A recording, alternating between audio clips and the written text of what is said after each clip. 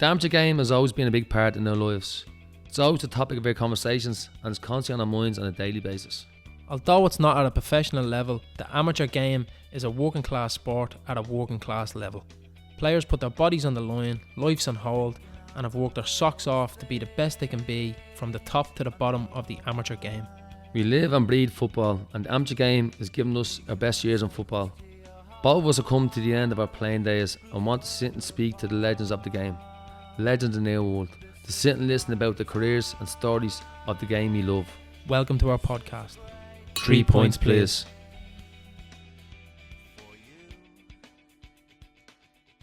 So today we have a player who would be in anyone's top 11 that play with him. Probably lads that played against him as well. He's mentioned lots of times on the podcast. He had a brilliant career with probably one of the greatest teams there was in the amateur game. Darren Whacker Dunne. Welcome, Darren. Welcome, Mark. Back. Yes, thanks, lads. All good. Yeah, all good. So, pal, we were just chatting just there beforehand. You're at the minute now. You're nearly full time in Kevin's. Boy, Kevin's, man. Yeah, I obviously when I was big into coaching when I was playing. Not that a lot of people knew, and I done I think it was Kickstart 1, and now it's called PDP. But started coaching 17, 18, and doing my badges and things. Obviously thinking long term that you're getting involved, and then when I moved out to Santry, I literally live 20 feet from Kevin's. I went to Kevin's at the time, my first child Alfie, and then like most parents or fathers that stand there, people see and say, "What are you doing standing there? Can you not help out?"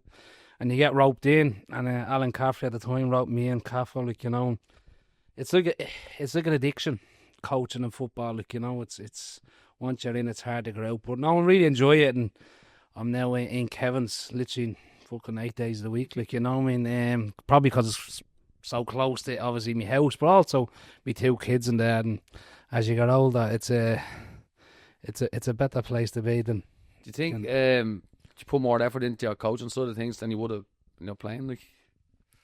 Does absorb it? You do kind of obsess with it, as you said. You do. It's like a rabbit hole. You go down and you just keep on trying to look, and you don't know. And you think the biggest thing that I found with coaching was so when you start, people say to you, you might have been a good player, or but it's completely different, and you kind of don't know, and then you do it, and you go, this is completely different, and you see things differently. When you do coach from football, and it is completely different. So what you know as a player, or how you played, or how good you are, or not how bad you are, it doesn't matter what it is. It's completely different. And it's like that. As I said, an addiction. Coaching is like an addiction, that you just want more of it, and you think, "Oh no, that'll get better at that." Now I'd be the first to turn around and say straight away, I'm not a brilliant coach. I'd never tell anybody this the right way, that's the wrong way. I go off what way I play and what way we done things, and that's probably what I like. And with coaching, I think there's always ways to learn. And obviously last year I done my B licence, and it was an eye opener for me personally to do that. But coaching is like an addiction, as I said, that you're chasing it and you want more and more, and then you're looking at people and you learn from them. Like I said, Paul Martin was one of the people that I learned a bit off on my course. So you have to try to absorb things as a coach, probably as a player. You just go on the pitch and you do what you do. But coaching, you're kind of trying to do everything, and it's very hard. Yeah, they're trying to get things across as well. Obviously, kids learn different ways as well. So you have to come up with different ways to kind of get your point across. I agree. I had this conversation with someone on Saturday about a kid on a team, and there's the arm around the shoulder and there's the kick of the backside type of mentality, and sometimes you have to do different things to get a reaction. And sometimes as a coach, you do it one way, you don't get that reaction, and you go down the other route, and don't get in your same you might get it that way. And then there's other times I've went to parents and says, "Listen, I've tried this way, I've tried that way. Now I need your input because I can't get what I'm looking for here." It's good though, yeah. You're fond of the parents as well, because a lot of parents from the Southern, they're forced to criticise any coach that their son's not playing or he's probably out of position. They're forced to say, then you come to them now and say, well, you can help out in this situation as well to get the young player to the level you should be at. I think a lot of people are afraid to work with parents in terms of Totally right. you know, for a lot of people are afraid to work with parents because I think is like who knows a kid more than that parent. So I over the last I'm involved in coaching now 7 or 8 years at different levels, and I found that when a kid goes through that gate, you see that kid for who he is. You don't know what went on the hour previous. You don't know what went on is going on at home. You don't know whether there's a breakup, there's trouble. You don't know anything. So you're judging that kid. So when that kid walks through that gate and he's having a bad training session or he's having an unbelievable training session, you don't know what went on. And there's times when I've seen kids and walking in and they've had it really bad, and it's only when you speak to the parent like you realise this is their girl. You can't have a go here at these kids.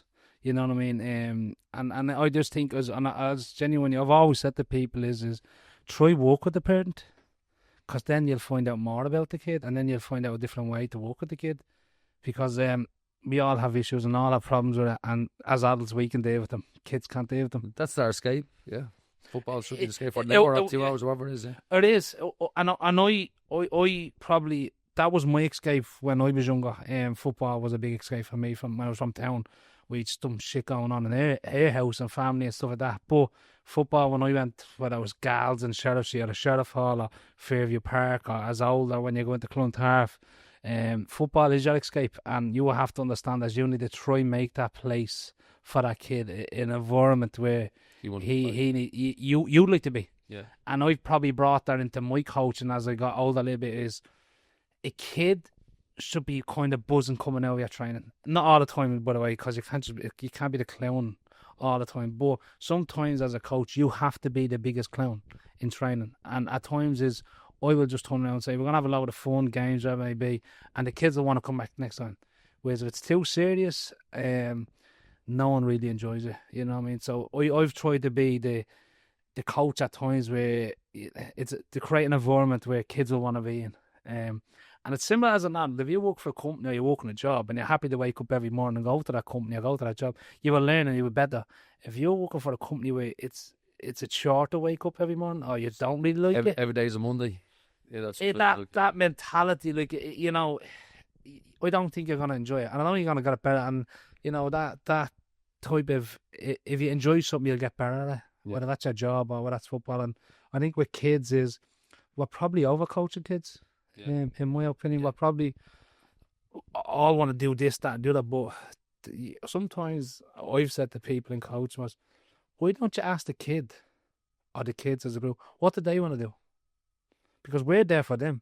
Yeah, you know what I mean. Like we're there to help them. So people used to find when I turn around and see someone would say to me, "What are you gonna do tonight?" And I go, "I don't know. I'm gonna ask the kids what they want to do." Because then you'd probably get by giving a little. You get more back, because if you just go in and you're training all the time and coaching all the time to kids, it just comes repetitive. It's just like another skill. And football should be an environment where it's a learning environment, but it's also a place where you have to have fun as well. Exactly. You know what I mean? And I think that's what I've taken a coaching, and there's probably other people out there higher up the ladder and probably have got job ideas or different ways of doing that. Like, I'm not saying I'm right, by the way, but I'd like to think that people that when I coach or train them, there has to be a seriousness to it, to learn. But you also have to have a fun element to it. Like, what I mean? There has to be time as well where kids are having a smile on their face, not constantly get told what to do. Yeah. How do you think it can be brought in to say coaches? See what you're at the saying there, to be able to say read the room or to read a child, because I've looking at training sessions and like coaches doing training sessions and sometimes the way they speak to the kids, and like, how did you develop that yourself, or do you develop that on your courses that you're doing, or to be able to say to a kid, maybe this kid might be struggling, instead of ramming, what the fuck are you doing? You're not passing it right. Get your head up. What are you moping around for? We balls away. We're going on. Yeah. Do you know, like, how do we as a football environment build that into our coaches, or do you think it should naturally happen? Or I find this now is right from. When I played, with Willow White and Paul Ryan, really great people, like, what I mean, but probably hadn't got the best footballing background, but they were brilliant towards, like, father figures. Now coaches are not just coaches anymore. They're father figures. psychiatrists, the dietitians, the nutritionists, the strength and conditioning. They're nearly everything to a kid. And all you found is what with most kids, when you look at them, is you like, try, how do I get the best out of him? So if he's not doing well, try find out why. And it's probably just me personally, whereas I've got it wrong. I'm not going to sit here and preach to anybody saying I'm the best, I know everything, I don't know everything. And I've probably had a go at certain kids, and I've made decisions wrong with signing kids and not signing kids and letting people go and not letting people, all them type of things I've made. And through experience, I think is when you need to try have a rapport with kids, because they will want to play for people that they get on with or they like and they enjoy. Do you know what I'm saying? So I've always tried to take it a little bit personal, that I need to try find out about everybody that I would have. I would try to find out a little bit about them, whether it was their birthday, and all the kids say happy birthday to the kid, or have a little cake or mess, stuff like that, and try build a relationship. That if I'm walking down the Omni shopping centre in 10 years' time, I'd love for a kid that I had to come over and say hello to. To me, that's a success to me, because I've made an impact of somewhat in their life. You can't do right for everybody. And if you're trying to please everybody in football, or kids or parents, you just go off ahead. You know what I mean? But I've always taken it personal that if a kid is not doing well, why isn't he doing well? And it's my fault first. And that's why I've looked at it. And maybe that's probably a little bit deep for certain people, because they're at the being and work at 4 o'clock. They turn up, they probably don't really want to be there, but they're doing it for the good of the club. They've no one else to do it. And I've always taken it a little bit personal that if a kid is struggling, or he's doing well, by the way, why is that happening? And find out why it's happening. Because, you find out a lot about people's life and stuff, and what people go through, and that does have a massive impact on people's life, Probably only comes to you then when you do get into the coaching and the things, because I know you asked then, Nelly, working there, do you think you put more into the coaching than your own football?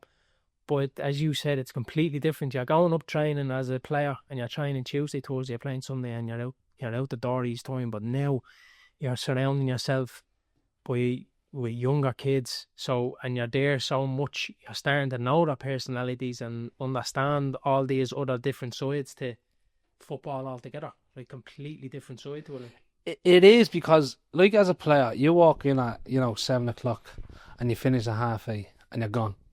Do you know what I mean? Most of the kids are even as an adult, right? You as a coach, you're training at 7, you're there at 6:15, 6:30, right? Then you're finished at 8:30, you're not getting out at 9 o'clock, you know what I mean? It's, can I have a word with you? Can I have a word? He's struggling in skill. And before, and that's what it is. It's like building a little rapport with each individual and each parent. Because at the end of the day, is obviously the kids want to win, but you have to try to get the best out of them. You know what I mean? So if you're working for a company and the boss looking after you, you're probably not saying run through a brick wall for them, but you'd probably go the extra little mile for them.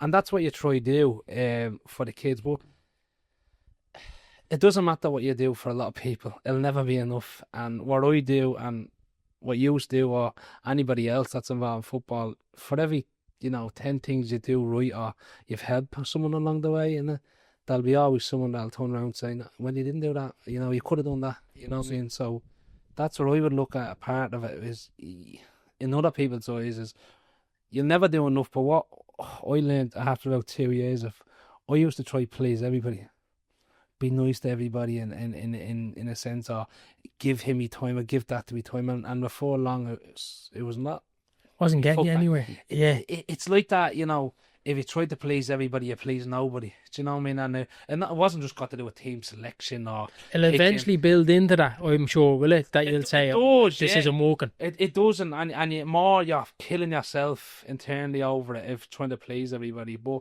I used to say to a lot of people, there's two things, and I used to say to people in Kevin's.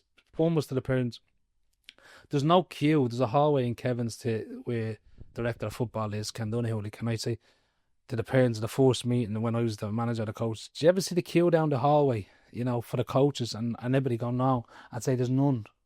There's no queue in Kevin's for any coaches, and there's no queue anywhere else in the country for coaches, because nobody wants to do it. So while I'm here, I won't do everything right. I'll do my best. So, don't have a go. If you want to talk to me, have a go, you know what I mean? And that was one of the things. And then I also used to say to them as well, if I was to pay every one of you as a kid £1,000 a week, some of you still wouldn't be happy. So I can't please us all. You know what I mean? I'll get something right this week, and we get something wrong next week. But I'm a human being, and I will make mistakes, like, you know what I mean? And I'm sure we've all looked at the telly and watched Liverpool and Man United. Why is he get taken off? That fella hasn't got a fucking clue. You know what? That's Klopp or fucking, you know, Pochettino or something. He's been bleeding brilliant. You know, but it's okay for someone on the side of a pitch in Wefter or Kevin's or Sheriff to turn around and think that it's right to have a fucking go or a volunteer who's out there, you know, costing them money, probably hasn't seen his own kids, giving you time for your kid, but people think it's okay to have a go, like, you know. Well, you're talking about kind of the connection with the kids and making sure they're all involved and all that. Then the other side of things then is when players aren't performing, you will get to the stage where if they have to go or they're not making the cut and stuff like that. Just to make it that a little bit harder then because it happens. So Kevin's he's a hitting the league club. He's pushing lads into the bows into the League of Ireland. So you have to have standards there of what level you're looking at. That's probably the hardest part. Yeah. And that was one of the things that I done quite early, because when I went in as a coach to Kevin's, and there was a manager and a really good coach of a person, but he didn't want them conversations. Yeah. But I could have them conversations with people because I was trying to do it the way I would like it done to me. Be honest with people, tell them out straight where you see that kid, like, you know what I mean? But it's not nice. And another thing I used to say to people was there's no one person in world football, right, at anybody's club, Barcelona or Real Madrid, could turn around and tell an 11-year-old or a 12-year-old or even a 13-year-old, right, that kid is going to make it or not make it. Because if that person existed in anywhere at the club, that person alone would be worth hundreds of millions. Yeah. Never alone the players. Yeah. Because this fella is now predicting that 11, 12-year-old, right, is going to make it. So he's now, you know, instead of going out and spending, you know, florin and wears 130 million on a Liverpool, he can tell you at 12-year-old. So when I used to say to people, like, obviously, he struggled this year, or we think he's better off playing at a lower level, I would add into that, like, listen, I'm not in a position to turn around and tell your son he's going to be a professional footballer or not. Yeah. I'm just going on what I see this year, and then maybe. But another thing, what's happening in football, what I see across the board, is people don't want to have honest conversations with parents, so they'll kick the can down the road. So what I used to do was, when we started in August, we'd have a conversation with each parent in September and say, you know, to start the season, he's really good at this, or it might be a report, you know what I mean? He's really good at this, he needs to work on that, and this is where we see him playing. And then come in December, I'd have another meeting with the parent, and sometimes the kid, depending on the age, and say, listen, he's doing really well at this, he needs to work on that, and X, Y, and Z. And you're having a little report, so you're every 12, 16 weeks. But it's not bypassing the kid either. So the kid's not feeling himself saying, listen, no, I think my head is very good. You're saying he needs to improve, and then 3 months down the line, he hasn't improved it. You said, listen, he's had 3 months, and it's either he's doing more now sort of football, or he's not. Yeah, and what we, at times, what I'd give you a report sheet. I'd get the kid to fill it in, say 1 to 5 that, you know, he's passing. He thinks he's a 3. I think he's a 4. So he's underestimating himself.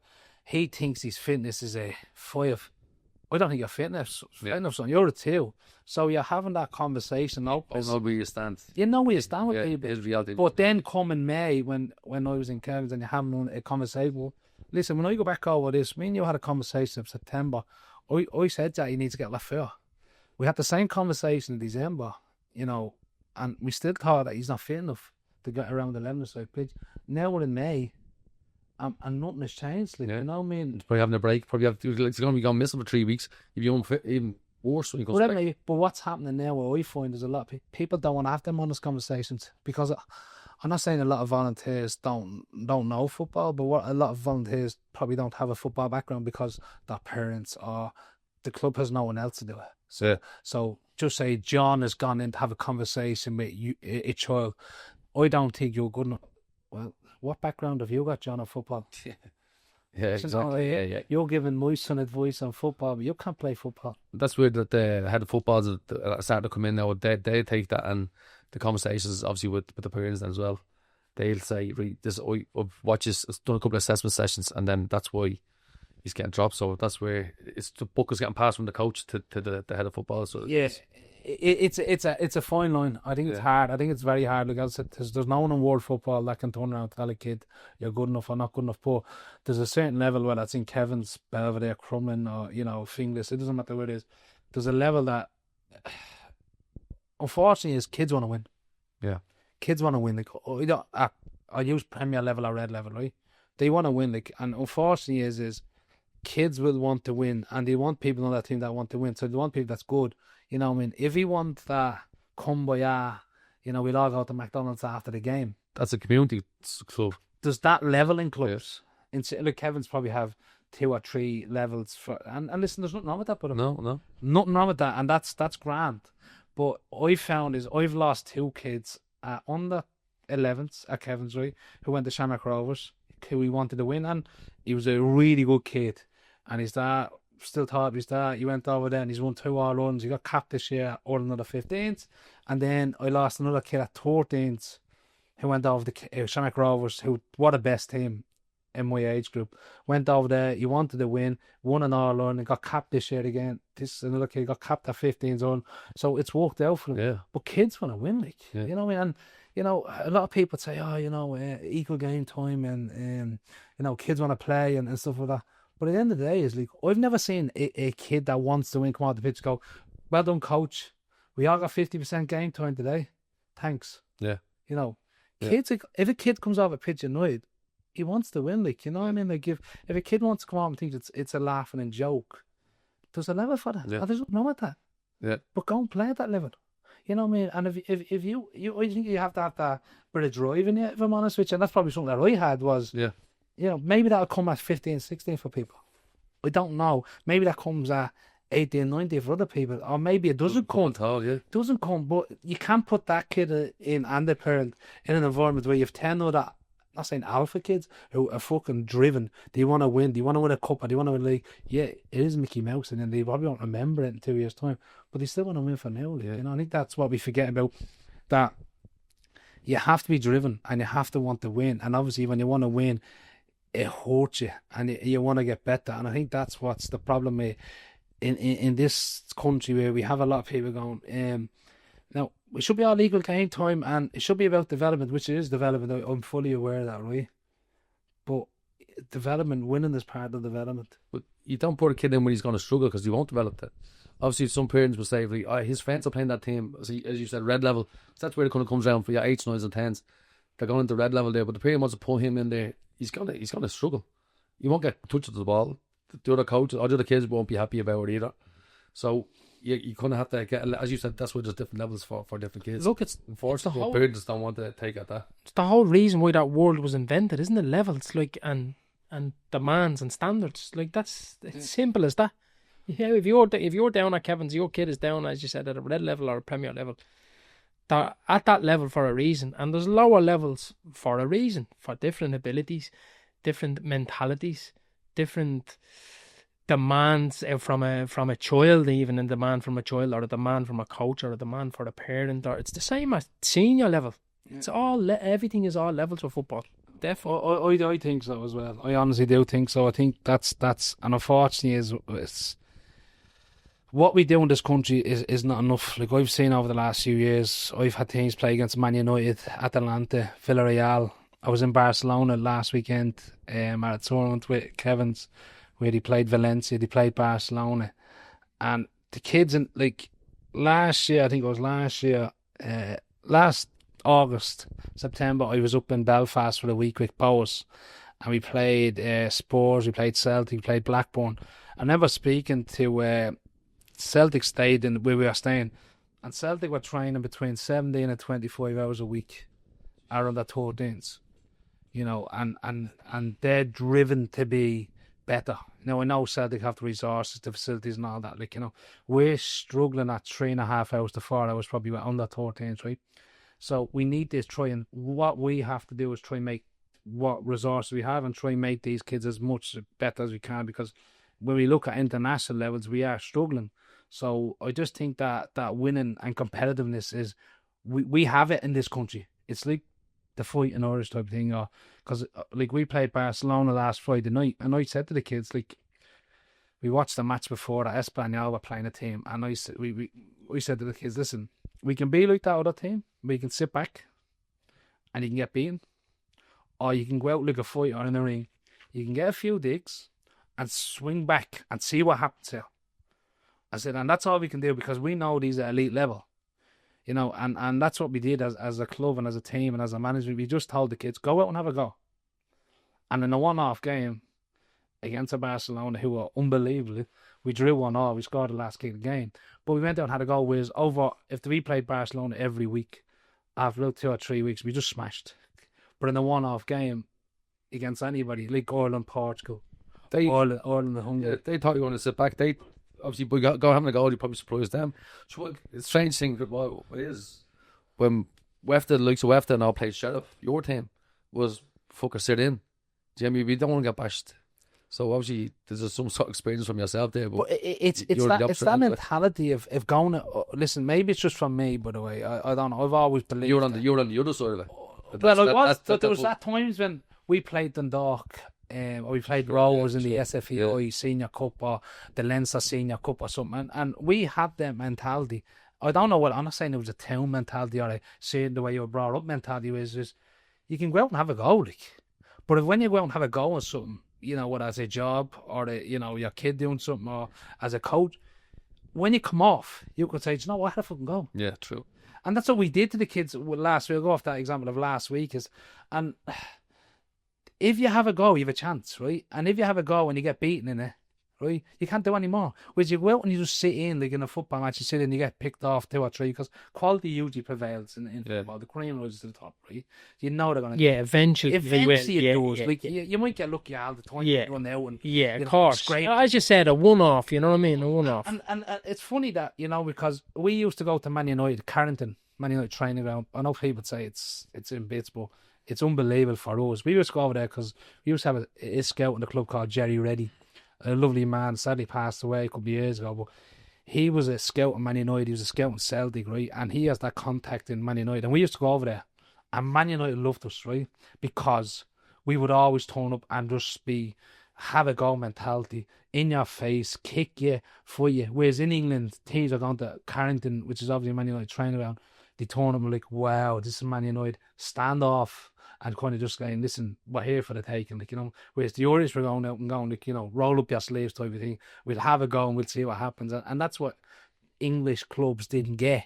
Yeah. So when you go play against academy teams, they kind of every week, well, like it's like nice football. When I used to watch Leinster Senior League, everybody was allowed to play.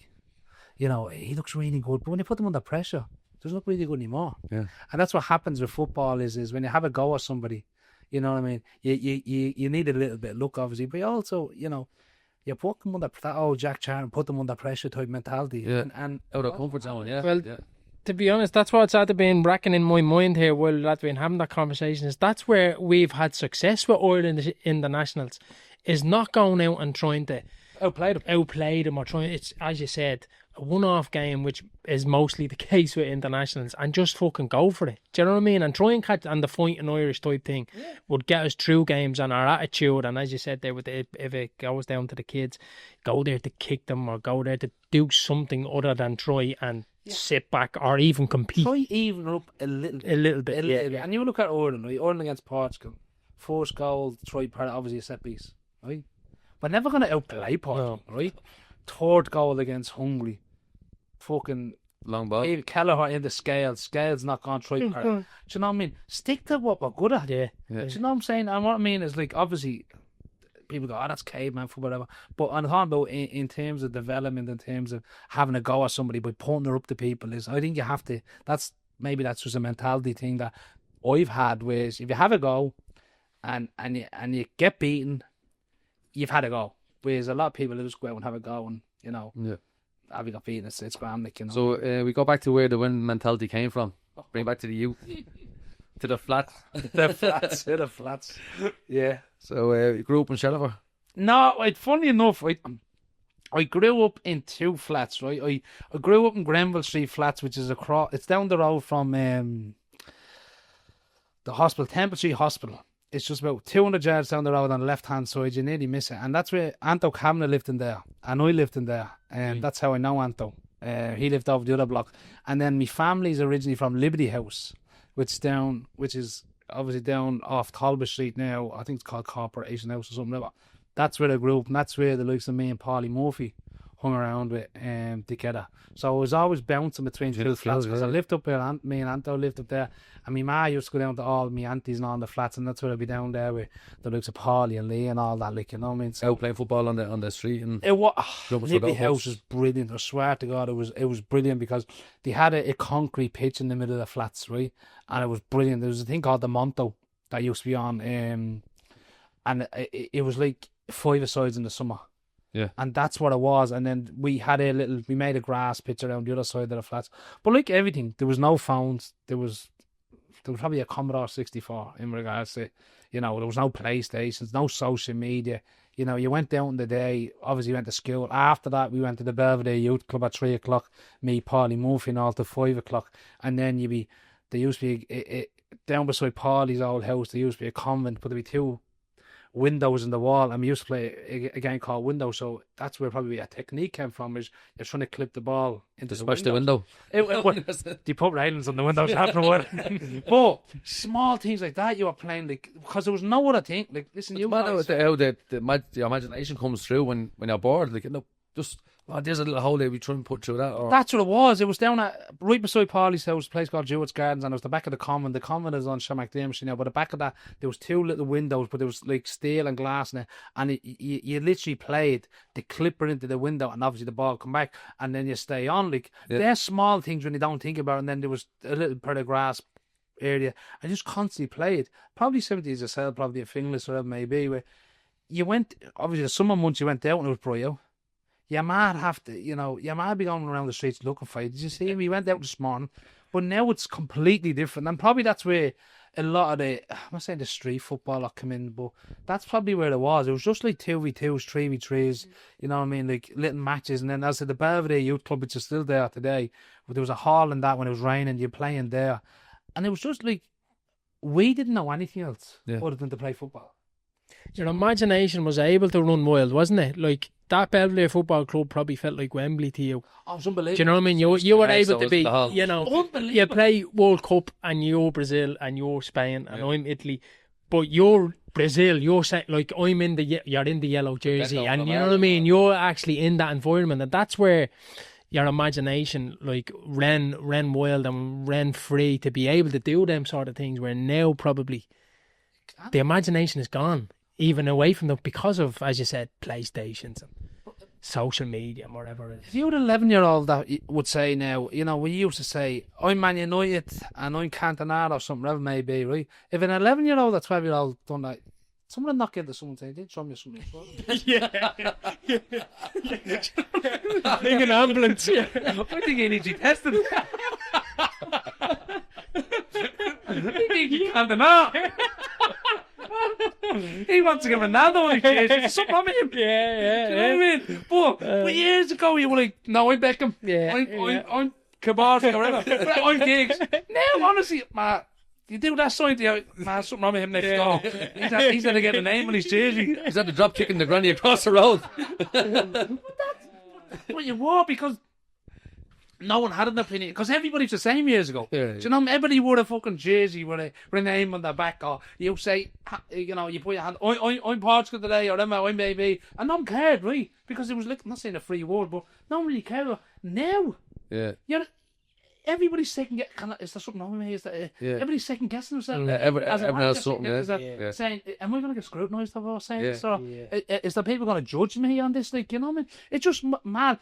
But so I played football at Belvedere Youth Club in it's just around from Lloyd's Pub, right? So there from 3 o'clock to 5 o'clock, right? And sometimes when we got a little bit older, we allowed to do the older one, which was 5 o'clock to 7 o'clock. If you think about on one day, right, I probably got more football on one day than kids get now across the week. With our club. With the club. So we got 4 hours Monday, 4 hours and that was without my own training. So we trained down in Gals and Sheriff Street at 6 or 7, and then you'd be going from there down there to do training with Sheriff. So in probably one day we'd probably get the equivalent of 2 weeks training out with clubs. Mm-hmm. And people ask, we can't get contact time, we can't get... Obviously, that's a question, and obviously facilities and hours and all that straight down the road. But what we got then, like, we was playing with, like, Wes Houlihan, Mark Quigley, Do you know what I mean? All Unbelievable. Obviously, Derek Pender. There was loads. You were mixing in with them people. Like, you know what I mean? Wezzo Houlihan was just a fucking. Obviously, Wezzo. Everybody knew Wezzo when he went to Norwich and obviously played for Ireland and all. But every day we're in the hall with each other. Like, you know what I mean? And Bonds Murphy and all, like, and Lee Murphy and goal. Like, and it was just fucking carnage. But it was brilliant. It was like an education of football from people that you don't get anymore. Like if your man looked out, you seen your 11-year-old playing with the 15-year-olds. Stay away from him. Stay away from him. Do you know what I mean? Come near him. Yeah. Damn, it was normal. Yeah. Do you know, you were playing the oldest, were playing the youngest, and you were good enough and all. Like, you know what I mean? Look at me to put me in goals. I'm about 10 or something. So 15-year-olds, 16-year-olds, a jumping goal there. Just jump around like a lunatic, just saving the ball now. But you don't see it anymore. I don't see kids playing football on my road. No. And have you seen an 11-year-old playing with 15? Not the police because leave Mariah Van be out like I'm away. It's no room anymore. Just run the cars on the bleeding road. The kids can't even play football on the road anymore.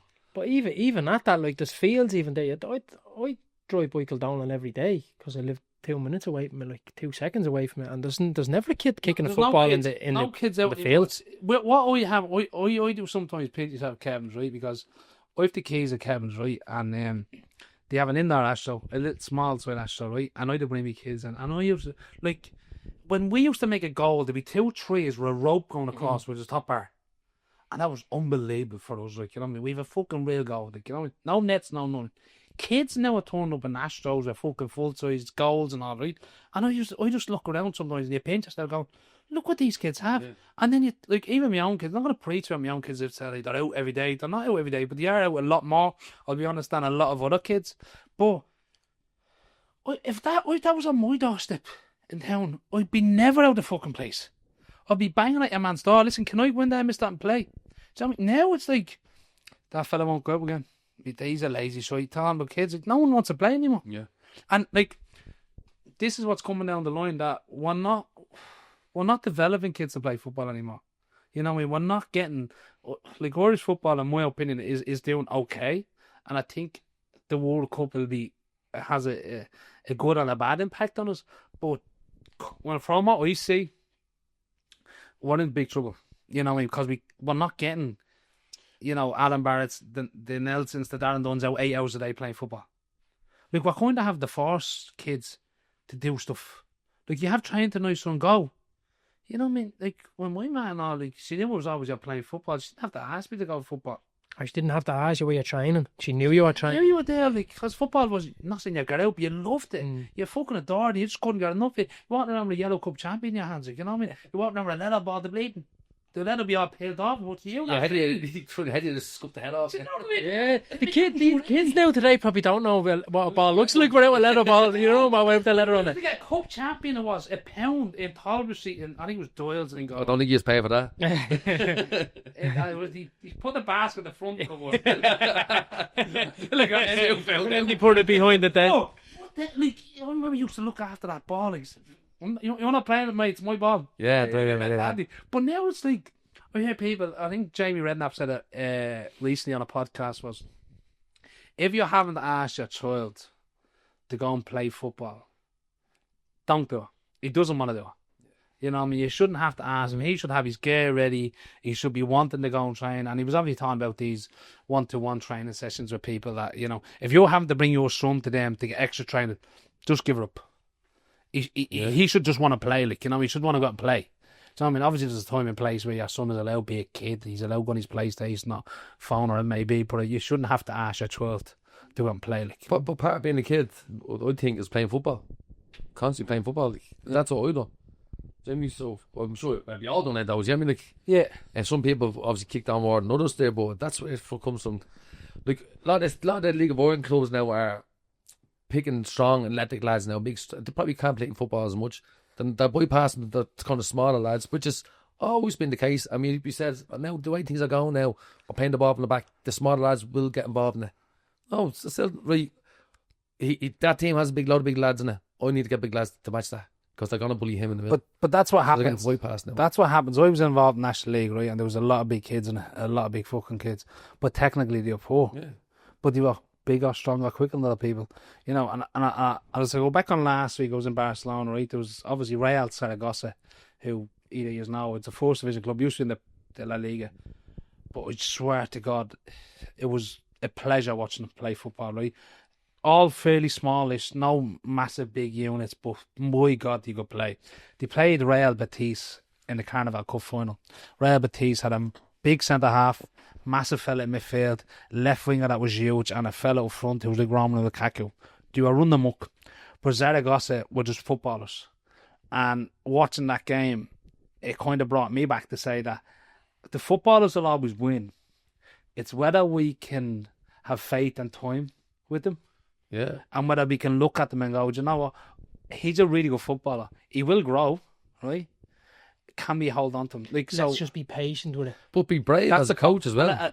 This is the problem with a lot of the things where is I don't know whether all Dublin clubs or all National League clubs. Like, if you were to go into it, if your son is really good, right, and he's big or small, doesn't make it, and you want to say, if you were to go into a club and say to you, listen, come here, we actually don't care about winning, don't care about losing, we don't care where we end up, right? But what we're going to do is we're going to try to develop you as footballers, right? And we're going to make us better players. That when he's a 17, 18, he's going to be technically really good, right? Because this is irrelevant, this winning type of shit now, doing it. Would a parent and a child be happy than, say, go to another club who's winning all the time, who's winning, say, the National League under 15s and the National League Cup, right? Would he want to be part of that environment? Or would he rather be in the environment where it's probably a better learning environment? Do you say to them, like, we're going to keep you for 2 years and then you're not going to grow. We're going to get rid of you because you're not growing. But the 2 years that we have for you now, you're going to win everything over the 2 years. Or else you can say to someone else, we're going to develop you as a footballer, which is going to help you through your whole career. That's probably another question you have to ask them. Because that's what happens. So a lot of tests you do now with the kids when they first go in, they're able to predict how tall they're going to be. So and if they say he's not going to grow it's another 3 inches or something, they're not taking that child. That child did for us lose now because maybe his genetics is wrong, but not in his footballing ability. But this is where it comes back, and people play for people.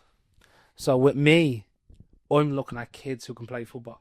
Yeah, I don't look at that side. So I look at technically really good. Is he comfortable on the ball? Because I was a late developer. I remember 12s, 13s, 14s. There was kids I played against that were unbelievably good. Unbelievably, was sensational. Because obviously kids at that age could go to England. Some of them were getting unbelievable contracts. And then as I got older, 16 onwards, I got a lot better. Maybe that was partly due to me constantly playing football when I was younger. There's early developers and there's late developers. And people are looking for the now, not like what's going to happen. And that's unfortunately what's going to happen. That's what's kind of unfortunately in football, what's happening a little bit in this country. I think a lot of people will probably look at who they're playing for. So if you're playing for Darren Dunne, he could play football. He was kind of small. So his son is probably a lot similar to him. So we probably like him more. Whereas if you have a big kid who's 6'1", 6'2", technically not very good, but he's run by everybody. Yeah. Them kids will grow. They'll catch up with you. Yeah. But the technical stuff takes years. Takes years to get. Yeah. So I think that's the fine line and the balance that we have in this country. Like, you know, if you look at the Ireland team now, who is technically good on it? You know, very, very good. It's very few and far between. When you look at, obviously, you go over the years, you look at, obviously, the likes of Liam Brady, Johnny Jules, the likes of the Roy Keane, the Wes O'Hulans, over years and years and years ago. Now we haven't really, like, you know, got that, in my opinion. Wes was probably the last proper one that we had. Was probably Proper technical player, Yeah, but I remember Wes when he played for Belvo, like. Wes was still tiny. People just had faith in him, and obviously you need a bit of luck, obviously, as well. But Wes was unbelievable, genuinely unbelievable when he was growing up. But obviously people didn't, you know, fancy Wes probably because of his physical size, probably his height. I think it was Darren McKeady that brought him to Shelbourne with him, and obviously then he got a move over to, I think it was Scotland and then into Norwich. But you have to have patience and faith with people. Like, but if they're technically good, they will get there and they will grow. But it's I just think it's that patience and that way that unfortunately is what we're not waiting. Yeah. So your first club was Sheriff, or did you play for someone else? No, Sheriff Tony Kane, who he is about now, his brother was a manager at Sheriff under 8s, Liam. He was my first manager, I think, till about 10. And then I remember me, Paulie Murphy, and Darrell O'Callaghan, another friend of ours, went down to Belvedere. They were obviously the cream of the crop at the time. And we went down there for trials. And unfortunately, me and Paulie got picked for them. And Darrell didn't. So we stayed there for a while. Paulie was probably playing a bit more than me than I was there. And then I said, no, I'm leaving here now. I think it was 10 at 11. Went down to Sheriff and played with Sheriff all the way up until 19, I think it was. But we were really good. We were the misfits, to be honest with you, our team. Like, What age group are you, Wack? You was a year younger than me. What age you? What year you born? What year was I born? Yeah. 87. 87, yeah. Yeah, you're younger than me. Yeah. We were like the misfits, and what I mean is that was right. We'd this tiny goalkeeper. We'd a centre half who was now a politician, Gary Gannon. Yeah. Right? And then we'd another fella, and I don't know how we got a fella called Philip Daly, who was 6'2", 6'3", about 12 years of age, and he wore big red Asics boots. I remember them Asics boots. Everybody was afraid of him. And then obviously me, Paulie, Joe Flood was there, Tony Kane was there. So we'd look at a bunch of mad players who we'd be two centre halves who just killed it. Gary Gannon would just kill it, and Philip Daly would just kill it. Everybody was afraid of them. And then me, Paulie, obviously Joe, Tony Kane, and a few others that we done really well. We were the last team, or the only team at the minute who we can think of in Sheriff that got to an All-Ireland final. We got to an All-Ireland final. That's how mad it was. We got to an All-Ireland final, and we all dyed a yellow. I think we did dyed a yellow, I think it was at the time. Still see the picture down in Sheriff now and again, like, you know. And we were a good team, and we come up against a home farm team that I don't think we're beaten for 4 years. The likes of Darren O'Dickey, Gareth Christie, he was on that. Not team, was he? Who? Chris McCann. He was there, Owen Garvin. That goalkeeper that was at Bow was Supple. He was in goal. Fella called that was a strong age group, wasn't it? That was really strong age group. Yeah. Did he get beaten? They were beaten for 4 years. Yeah. The fella that was playing the front used to get flown from Kerry, Dermot O'Carroll. He was the under-21s manager at Newcastle until recently. Now he's the assistant manager of Sparta Prague in the Czech League. So that's where Dermot Carroll, I think, they end up. So they and Ian Crofty, I think he was mocked as a word. Verona. He was with Verona for a while. Was he? Yeah. Crofty, and they were just unbelievable. And then we come up against them, and I think more teams were afraid of us, if I'm honest, rather than actually we were technically. And Alan McCabe played for us. Alan McCabe was unbelievable when he was younger as well, like, you know. And that's where what score that go? What score was the final? We got beaten 2-0. So we had Gary Gannon actually had the green goal because a small gamer Kevin Quinn got injured. He broke his wrist. So we got beaten 2-0 in the final. But we are still the last team to do it. But what age group were you then? 12 or 13. And was it home farm? Home farm. Any country trips, Elias? Little country trips that I can remember down. I remember playing at Turner's Cross in one of the games. No, maybe that year, the 12s. The 12s. Yeah, I remember playing Turner's Cross down there. We won, like, you know, against a Cork team, obviously. But yeah, it was a good team. Like, it was a load of townies to a degree, you know what I mean? That was probably similar to then when you go to senior, similar like a band of brothers. Well, a good core is there, obviously filtered into the. When I get seniors. Then you had the likes of Gab McDermott that come down a little bit later to Sheriff, and then David Brown came down as well, and then as schoolboys they came down, right? So that's where they had the Sheriff team. They came down Coolock down. That's right. I can't remember who they played from Coolock, I think it was, and then they came down and then we all kind of went up. That's probably what helped that where we got to that, but yeah, it was probably similar in kids' age than it was when we went to the senior section. Was like a band of brothers that didn't know when they got beaten, you know what I mean, all from town, and had a little bit of that attitude of we won't have a go and we'll see what happens, like, you know what I mean. No one fancied us. Yeah. No one likes playing against us, you know, that type of, I'm not saying Stoke City mentality, but that when you probably played those when you're younger, I'd say people come up the hill in Fairview Park and go, for fuck's sake. Don't want to fucking play this Sheriff fucking again, you know what I mean?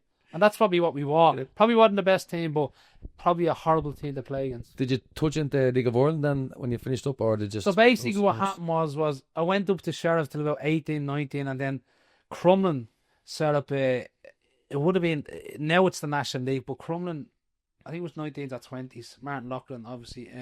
Crumlin set a 21s up, didn't they, years ago? Something like that, right? yeah. So there was me, Declan Heavey was the manager. I think he was managing Minute there a while ago. I think he's down with Tolga now, Deco. Where's he now? I think he's with Tolga, assistant at Tolga, I think, And yeah. he was with Paul Webby. They used to have Yeah, Crumlin. They were there, and I think it was the under-20s, I think it was like a National League. So we got in there. I think I played with Mark Bourne, who's now at Lucan, Declan Carroll. There was a few of us, but we were a good team as well. And that was like the National League where they let teams in like Crumlin and certain teams. And I started in there, and then I went to Rovers. I went to the Rovers reserves. Declan Heavey went from Crumlin up to Rovers, the assistant. I think he was the manager, assistant at the 20s, 21s or something. And that's when I went in the National League, well, the Eircom League, whatever you want to call it. And then I was up training with the Force team. Pat Scully was the manager. Joey and Dowen, that was up there at the time. And then I remember, when you're at that age, as a lad, you're going out Friday night, you're going out Saturday night, you're going to Barcode. You didn't really... You loved that place, didn't you? Second home and sit on a Sunday. But you like that. R&B night on a Sunday, was it? No. You had That was a Thursday. No, see, like what I'm saying is you're a lad, like, you know what I mean? And listen, come here, I'm sure he's just saying, we are from town, there's like, you can never really say this, I'm going to stay in at a match, this and that, you know what I mean? So, as a bunch of lads, we were like, you know, I'm not saying women and pubs and drinking all come, but that kind of comes along for a lot of people then, and you're going out, and I probably didn't, I started to get call of the train with the Force team, with Pascal, I said, Joey and Dowen, that was the best player I've ever seen play football, him. The likes of Aidan Price, Stephen Rice, who's now the set piece coach at Brentford, he was there. There was, and you're kind of going, the next level to that is probably going into it, say a Longford at loan or something like that. I remember I started my apprenticeship at the time, and I remember getting a phone call. It could have been a winder, but I think it was of a fella called Brendan Place. I think he was the at loan manager. I never turned it down. He offered me €120 or £120 at the time to go to that loan. And I remember starting my apprenticeship, and I says, do I want to be fucking out that loan? Obviously, didn't drive at the time and that type of stuff. And I said, you know what? No, I'll give that a miss. And then I went back to Sheriff after that because all my mates are playing Paulie and all. They all went to a senior team. Yeah. And you know what I mean? You're going out with them in the weekend and you're going other places. So I went back to them. And then I remember doing well there. And then I remember he was over a year or two after Derek Pendot, my cousin, who's obviously at Bowes now, asked me to go to Bray. Bray were in trouble. I went out there for a bit, and you know, Eddie Gormley and Paul Ozan were coaches and managers out there, and they're travelling out there, and the players that were ahead of me now is a fella called Chris Shields, who's had probably the most successful career in England. Still playing in Dundalk. I think he's up Linfield now, Chris, like, you know. And Darren Doyle was either coming back from Coventry. He's now assistant manager at Drogheda, the Kevin Doherty. So it was probably never going to get in there, you know what I mean? Excuse me, with them two there. But then I just went back and I played with my mates at the time, and you're never thinking like this is going to be really good. And it just fucking exploded, like, you know what I mean, with all young lads, and then obviously a little bit of experienced lads, and then as I go back to that, the band of brothers, and you kind of after a while going, we're fucking good here, we're quite decent here with football, like, you know what I mean, and that's probably where it started, like. Yeah, there was the two teams, all the Sheriffs, Y.C and United though, wasn't there? There was, yeah. Yeah, so I think the United went, and obviously you still stuck around. How that split come up? I think it was two different clubs. It was two different clubs. Yeah. Different clubs. Always two different clubs. Sheriff Y.C and Sheriff United. Yeah. I thought it was just Y.C, and then you just split. No, I remember Y.C got into Premier A first. You'll tell us anyway, Whack, if I'm wrong. But I remember when I was with the Valley, I remember always playing Sheriff Y.C, and the likes of Joe Tucker and all were playing, and Bones and them lads were playing. They came up from Premier B, but Sheriff United were down. Probably in Premier, and then Y.C set in Premier A for a while, and then Sheriff United came in. I think I think there was a chap called Niall Mulvihill who that was involved with Sheriff Y.C, and whatever happened, a disagreement or something, he went and set up Sheriff United. Right. And the likes of, obviously, I don't know, he's not the likes of Steve McCabe, that Alan McCabe's brother, Carl McCabe's brother, his Steve McCabe, and I think he was involved down there as well. And I noticed, like, and it was a little bit of a, obviously it's a rivalry club, like, you know what I mean? But obviously Sheriff are in established clubs, and Sheriff United are probably like a one-man band, a fella trying to run the whole club type of thing. And before long, you know, it went away because obviously people were jumping on the bandwagon of obviously Sheriff Y.C, like, you know, and that's how Sheriff Y.C were in the yo-yo club, up to Premier A, down to Premier B, up and down, and remember, I think it was the first year I was there as a senior. I think it was they were only had to coming up from Premier B. Yeah, I think they came up from Premier B to Premier A, and then we done quite well from then on, like, you know. Just kicked on then, yeah. Yeah, it was Paul Usher and Tron Mitchell. Sorry, no, Jimmy Scully was the manager. A lovely man, Jimmy. I think he runs the academy down in Sheridan now.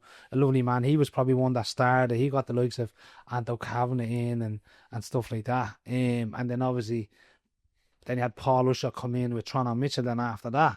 And obviously they got players in as well and built, and like, you know, I mean, and then it's like anything, it's a building job, and then before long it's like, you know, when you build it so much, like it's the fruits of the labour type of thing of the show. And then obviously Alan Ridley then and Chris Giles come in, the likes of Chalky for Kitman, and then you know, goalkeeping coaches, and then your physios type of thing, like, you know. So that's where that started, like. Some Mondays went on, what was it, 10 years of dominance, would you say? 10 years. 10 years I was like, just thinking about that, obviously, knowing I was coming on this, there was 4 years where we played on average 60 games a year, and the most we ever got off on a pre-season was 2 weeks. It was relentless. And that actually wouldn't have helped either, because that was a disaster, honestly, because I'd had days, and as you get, obviously, now you have I had, and obviously as you get a little bit older, that was just getting burnt out, like, you know what I mean? That because rugby and all used to be on that day now. No brushing that. That's just no, because it was council. Yeah, you know, let's try get as much money out of it. I mean, it's understandable, you know, because Sheriff hadn't got pitched to a degree other than kids' pitches down in Fairview Park, so that was a pitch. But look, you don't know it. Listen, come here, it was a fortress. Look at it was the most successful team probably ever to play junior football, and you played it all on that pitch. Yeah. You know what I mean? Majority of it. It was. He's brought Dundalk down there. He's brought a few League One teams there. We did. Yeah. And I remember playing Dundalk, and these were Dundalk when these were fucking good. Stephen Kenny was the manager. The likes of Andy Boyle was centre half, like, who obviously went on and played for Ireland. He retired last year at Waterford. Do you know what? We should have fucking won. And I remember playing in the game, and I thought, like, this was the Dundalk what winning the everything. You're playing in Europa League and all. Winning everything, I swear to God, right? And I remember we were having a really fucking go at these. Like, similar, like, we didn't care. We didn't respect anybody in regards to. We knew obviously teams that would, but we'd no respect, because obviously it's now the lads we had. Them lads didn't care who we played against.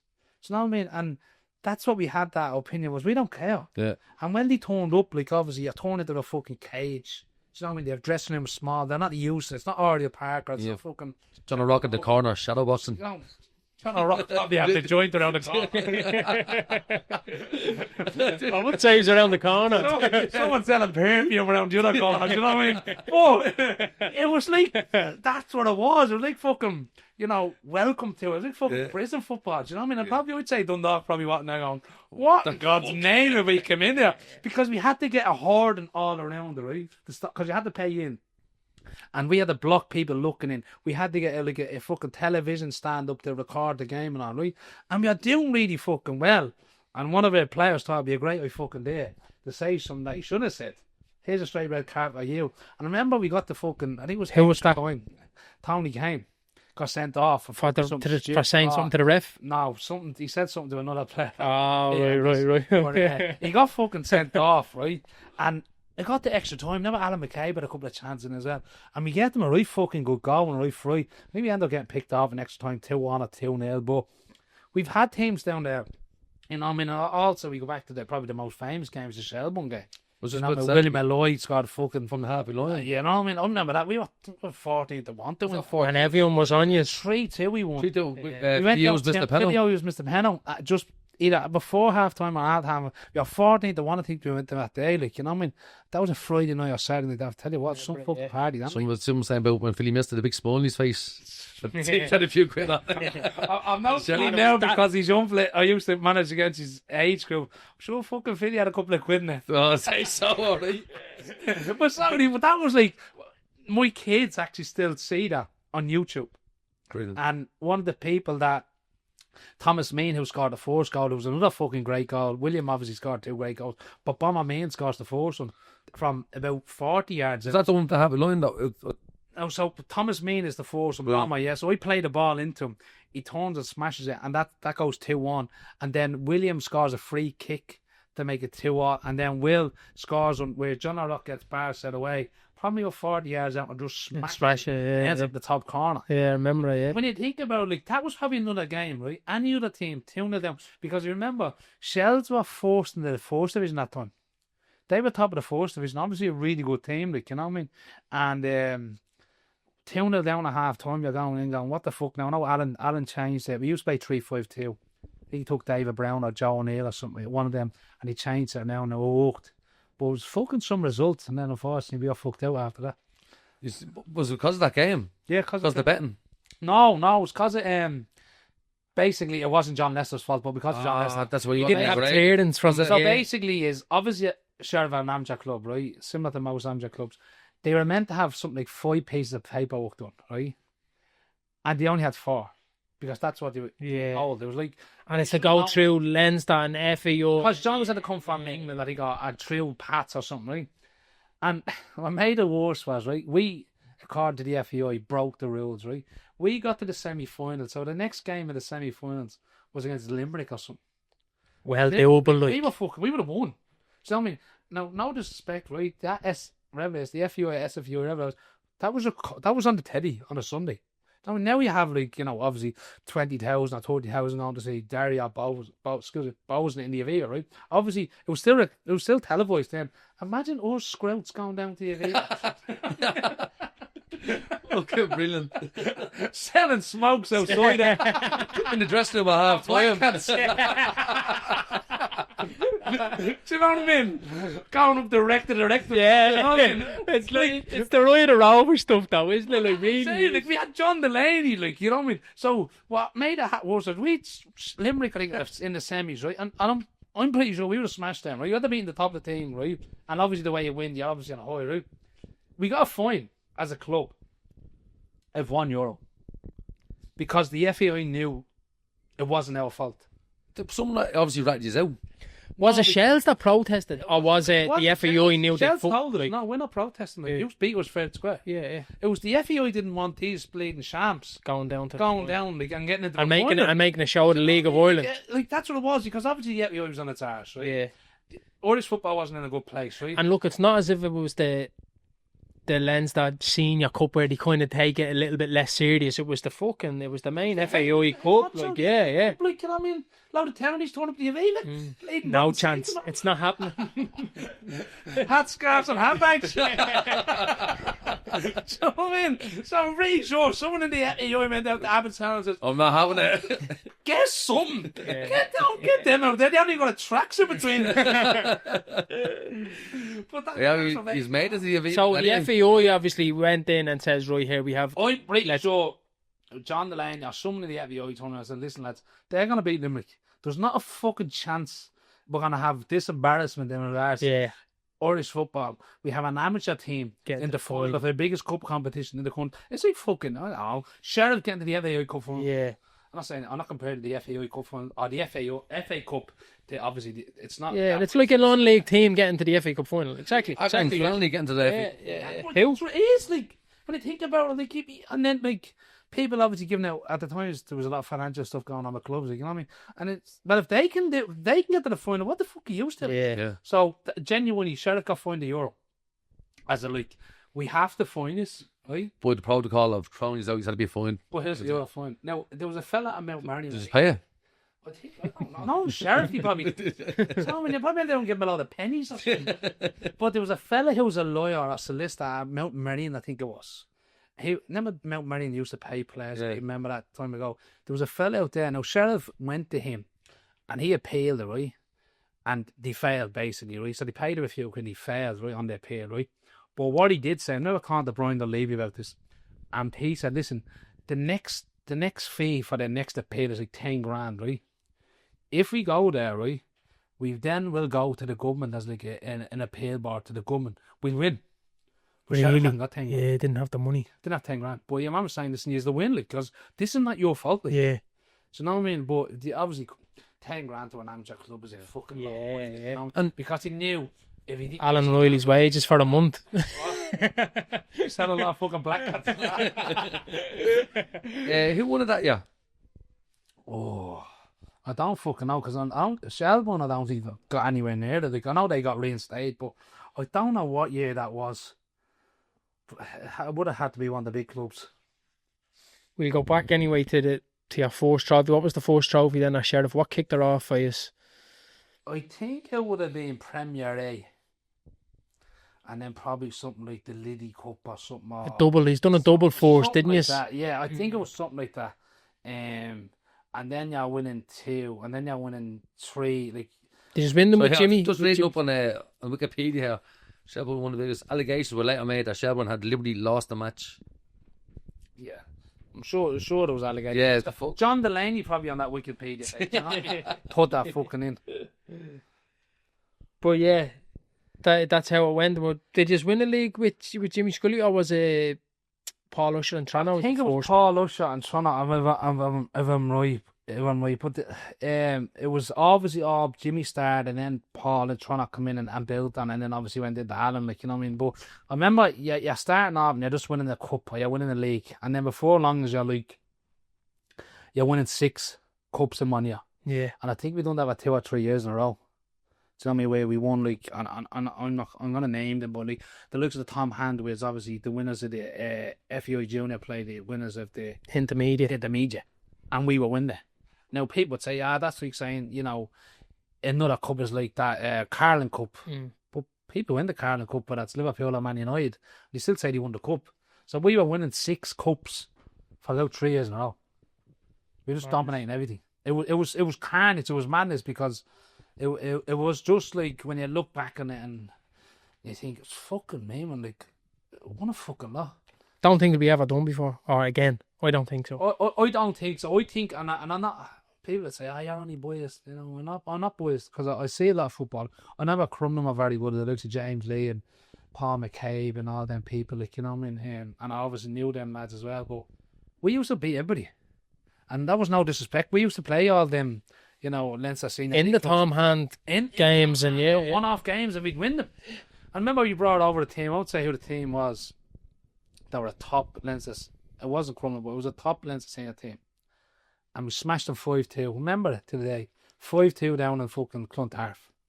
And I know the manager really well. I remember the managers talking like after the game, and if we were obviously when you're in Clontarf, the dressing rooms are like, as you know, 2 foot. This because you can hear everything about dressing rooms. And remember the manager saying, they're like all mates in there, lads. Like they go out together. There's some of them going out with each other's sisters and cousins. They go everywhere they go on holidays together. You don't get what's in that dressing room. And I think that's the truth of it. You didn't get it. Like after the game on a Friday night, we were in Lloyd's. There was 16, there was probably 11 players there. Then you were up the Beltons. Then you were either down with the Barcode or you went to Sin. You know what I mean? So it was like you'll never get that again. I genuinely don't think you ever will, and it was like we're all willing to fight for each other. No, I'm not saying I'm a fighter, but if someone got hit, it wasn't one going after you. Fucking 7. I'm going to kill him. No, I want to kill him first. I'm going to kill him. No, I'm getting no, because he said something about me. I know that's the way it was. And as I said, it was like another mad team, and you all know we'd fucking lunatics throughout the team, but we good players. You know what I mean? We the mad goalkeeper Lee Murphy, right? Absolute crazy fella, right? But unbelievable, right? Then you had a centre half, obviously Ando Cameron, another madman, but unbelievably good. And then you had Bones in either beside me or Daz, another madman. And then you had John O'Rourke front. Do you know what I mean? Like, it was just a bit of carnage throughout the spine of the team. And then there was the quality in it. They were obviously very good as well, by the way. But that was like, you need, when you look at teams, successful teams, you have to have people in them that'll just fight. You know what I mean? And I remember I used to go down and play in the FEI Junior down in, like, you know, Moyross and And you'd be going into these house estates looking out a bus going, for fuck's sake. Like, This is rough. This is fucking hell. Like, That's how people felt going to Sheriff. oh, Like, for but, fuck's sake. but this is what I'm saying is, like, we were going out to like these house estates when, you know, Limerick was really, really bad. But and you're looking out the window going, holy Jesus. And then you have the rock at the back. Can't wait. Right? You know what I mean? And you'd be looking out the window and you'd seen your man to the being of the Sunday War there last week and he's giving him the fist, I plead, kill you. And I go, holy Jesus, like, you know what I mean? But that's what you were dealing with. Anywhere you went, you had people there that would, like, you'd roll up your sleeves and listen, if you want to have a fight, I'm not saying me, but, you know, we fucking fight just. Yeah. Do you know what I mean? And then we also had that quality around it. That was the blend. That's what I was going to say. Like, to be able to have that as a fighting team and the aggressiveness and, you know, to be getting at referees, getting at players, but then to be able to back that up then with the quality that you had, like, you're almost unstoppable. Do you know what I mean? And almost, I think we chatted, Nelson, did we chat? Was it with Lard Dunne we were talking? Yeah. And I think we were saying, like, sometimes you were already beaten before you went out and played, Sheriff. Like, Most days were. Like, I said it even to Lar. I said I'd have a strong mentality when it comes to football, but sometimes when you be going out because you just knew you just didn't have that quality. You were like, I can't beat them today. No, we just knew we weren't going to beat you. Do you know what I mean? Most days a long day as well, long game. We used to see it. Yeah. We used to see when you come from the car park into Clondalk, you just knew. You knew they didn't want to be there. Yeah. And I think the biggest thing that we had there, and it was individual, right? But then it was collective, right?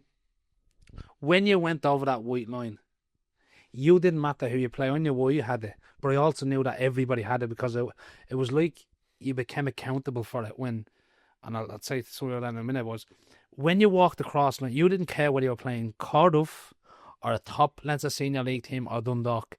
You wanted to win. So it didn't matter. Like, we didn't ever, I never like going, oh, this is Baldoyle United. We just wanted to win. We wanted to not kill is probably. We just wanted to win the game. Do you know what I mean? Because we had that desire to win a game, and then that went into every game we played. We wanted to win, and then there was times when you walked in, and there'd be a few that for whatever reason, and probably I was there at times. Well, you went in that dressing room and you wasn't on it. Alan didn't call you out. You got called out by everybody else. Now Alan ran the dressing room at Chris, and you were really good coaches and managers, but it was not uncommon for people to turn around and say, what the fuck are you doing? You're fucking shy, yeah. Like, you get the fucking head out of your arse here, like, you know what I mean? Because that's what I was coming accountable for people, was they didn't accept substandards. Yeah. You know what I mean? And it was allowed, like, you know, me and John Rock used to have fucking massive blows. You know what I mean? But because his work rate was terrible, but I knew that he'd do something. He'd you know, kick somebody or push somebody off or stand on someone's toe or win a penalty or, you know, cause something. But that's what I've found, that I don't think you'll ever get that back in his dressing room. I've never seen it. I don't think I'll ever see it again, where just people that were accountable for every action that they did. Was when they crossed that white line, you had 16 players. You had 11 starting, and anybody that come on that pitch, they wanted to kill you to win that game. And that was nearly every game. I think that's the hardest part. I remember reading in a book, I think it was Johnny Giles or Eamon Dumpy's book, and on the front, just in the forward part of it was the hardest part about in football is when you win something, is to motivate yourself to win something else, because you've already done it. And that's probably why I look at that as probably the greatest team that I've seen play football in amateur or Leinster Senior League or intermediate football, is because for 10 years that team done it, went out and won. And it's when you look back on it and you go, you should have enjoyed it more. Because at times was with me, I won and I'd go out whatever with the lads, but the next day I want to win that again. And even obviously my wife now, but when she was my girlfriend, like, you know, I remember watching, I think it was Tony McCoy, I think it was, on a documentary on RTE, where he was it was literally, it followed him around for whatever, 6 months. He was riding the winner at Cheltenham, say, or wherever it may be. He was jumping off the horse and getting into a helicopter and then going to Epsom, jumping off that horse at the window and going to somewhere. And it was when he come home, his wife, at wherever it was, I think it was Tony McCoy, it might have been another jockey, says, you don't think about anything else other than just winning. He said, all you think about is winning. You're getting off horses. You're putting yourself at risk and you're just going and winning and winning and winning and winning and winning. And you don't think about it. And that's probably what happened with me, see? Because remember Hannah said, Darren, that's you. You just constantly want to win. You just want more and more and more. I think that's football, the addiction of it. And we had 16 blokes and a manager and a coach that was, we enjoyed the success, but it was like, what can we do better? We've won 4 FEI juniors, but we want to win the 5th. So it's like that, you know, sometimes, and I hear a lot of footballers saying was, we don't really enjoy the winning. It's like, you know, a chase to get to the next one. I remember Ben Foster said it on he does a podcast, obviously, and he was with Rio Ferdinand, and his first ever cup, he won the Charity Shield, I think it was, or something like that. And he went in, and he went to the dressing room, and he thought, this place can be buzzing. And everybody was flat. He's like, what the fuck, we're doing the cup? And Rio Ferdinand was like, this is just the start. We want to win everything. Yeah, we're playing the league. You know what I mean? And I think that's what happened with Sheriff was we enjoyed it, by the way, and we had fucking good nights and good trips, but it's that drive, and it's you know, if you were playing on a team of 11 and you've only 3 players that have that drive, and you're turning up the Sheriff, have 11 and 5 on the bench that are willing to kill you for the ball, not just for a goal, they're willing to, you know, that's, and I think that's probably where I'll go back to that. I've never seen that. I don't know whether I'll ever see that again. Well, you said there as well, when you know, if you're off it, if you know, if there's just you that's off it, you've another 15 people that's gonna be on it. Do you know what I mean? Yeah. That's how good, like, I think the Sheriff team was, from experience, like, playing against them, like, and from listening to you there. If someone's going to be off it, if you're going to be off it, John O'Rourke's going to be off it. You have Paulie Murphy and Anton Kavanagh then pulling somebody by you to get you back on it, and you know what I mean? The mix, like, of and that's the thing. Great. That was the thing is, you know, obviously you couldn't play well every game, but you had to have the right attitude and the work rate, and you were held accountable for it. Like, we also know, when you look around the team, you obviously had, you know, you go through it at the time was, we'd kind of darker up front at times. We'd obviously John O'Rourke, we'd Keith Dunne, right? 3 centre forwards. Alan McCabe was there as well. Then you had the likes of me, Bones, Darren O'Brien, John Lester, Tony Kane in midfield. Then you'd have Sean Murphy, Mark Higgins, Joe Neal, David Brown left and right side, and then you have Anto Chicken, Paulie Murphy as your backs. Like, there was goals. Like, you know, if the midfield didn't score, the centre forward scored. If the centre forwards didn't have it, was the winger scoring. You know, I mean, when you look at teams now at any level, it's usually a centre forwards in midfield. We go to them everywhere. Like, you think Paulie from the back. Paulie Murphy, like, at times just getting 10 and 15 goals. Yeah, right full. There was times you'd see Paulie Murphy go, what are you doing up there? Do you know what I mean? But like, that's probably what it was. It was just, it was a mad blend of players, and it was like street football. Like, your right forward shouldn't be up front. Well, because you're that good there that if he's gone, Leicester probably sit in, or you just take the risk, go to the back. It was, because we used to play obviously that 3-5-2. Yeah. John would just sit most of the time, or Darren would sit most of the times, and he'd fill in. Yeah. But when you think about it, like, we had legs, right, in midfield and wings, right? So if someone broke, we tried to get back on that. But it was like that. We played off the cuff. A lot of it was just street football when you think about it. I remember Alan, there was a lot of people who used to say to me when you meet them later on in football, they say, what did you used to do in training? Most of it was 5-a-sides. Yeah. Most of it was 5-a-sides. There's no coaching. No, It's really just coaching. all the best players in the league, and the best players in Sheriff are just playing against the best Yeah, players. and that's what it's true. And like, people who say to me, you must have done something. And we wouldn't really do that. Now, if you're playing in FEI Junior, right, and we played a team from Limerick, Alan and Chris would go down to Limerick the previous week and look at the team. They might turn around and say, listen, we have a left winger here. And at times, that's what they would have. They have a left winger or a centre forward. And we work something on that. But genuinely, right, Alan used to say, like, what's the point in coaching used to do stuff that he can already do? So 9 times out of 10, the best matches was here training. Yeah. Because you go out there and beating bleeding Baldoyle United on Friday night 8-0. You got more out of your training where you kick the bollocks out of each other. And, you know what I mean? That's what it was. Obviously, he's winning the league, he's get trips away, so are we allowed to talk about any of the trips away? Oh, they were men. Well, They fucked it all up for it. yeah, No, I wasn't. It was Clester. It wasn't fucking us. It was Clester. Mick Kyo, sorry, Mick. No, but we were meant to get a trip. Obviously, that Clester and I think Brazil, wasn't it? it was a Brazil, but it was Clester, and I think it was Tim Kulak. It wasn't Ballymun Shangan or No, something. you went with Ballymun Shangan. Yeah, we went the there. golf resort. We went on a trip to them, but we didn't go to Brazil. Right. So basically, what happened? Do you know what happened with the Since Brazil you was to trip? Portugal, did they? Yeah, I couldn't. I was in college for that time. Go. I was doing my apprenticeship, so you have to do obviously your college, and I was in college. I couldn't go, but I heard that was crazy. Like, you know what I mean? Weird. But Golf carts into the river or into the lake and all, was there? there was bleeding carnage. So they went to, I think it was a 5-star resort golf place, right? With Ballymun Shangan and Sheriff. Like, this is my point was, who in their right mind, right, would go, do you know what, very simple. These lads play golf. No, they don't. They probably break clubs off you. Do you know what I mean? And then, I said, I Did they wasn't... try and do a first game of the season over there or something? Yeah. First game of the season, play each other. Like, was from great idea, right? Now, in fairness, could you imagine it happening now? You'd probably say, right, let's fucking give it a whack there. Do you know what I mean? Let's try it, but back then.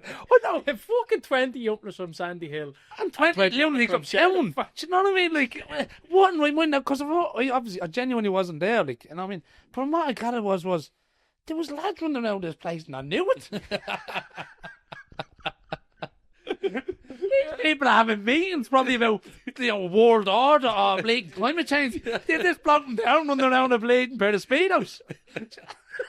Like, there was golf carts left upside down and all, like, you know what I mean? It's fucking Mario Kart flying around. But like, I swear to God, if anybody is listening to this and is in the AOL, I thought, do you know what? I was the one that made that. They said, you should resign. Honestly, resign now and say, what in bleeding name was I thinking there? I put me money on a day what they're doing with them. In the meetings, get them home. It was that with him in the nip. With a credit card.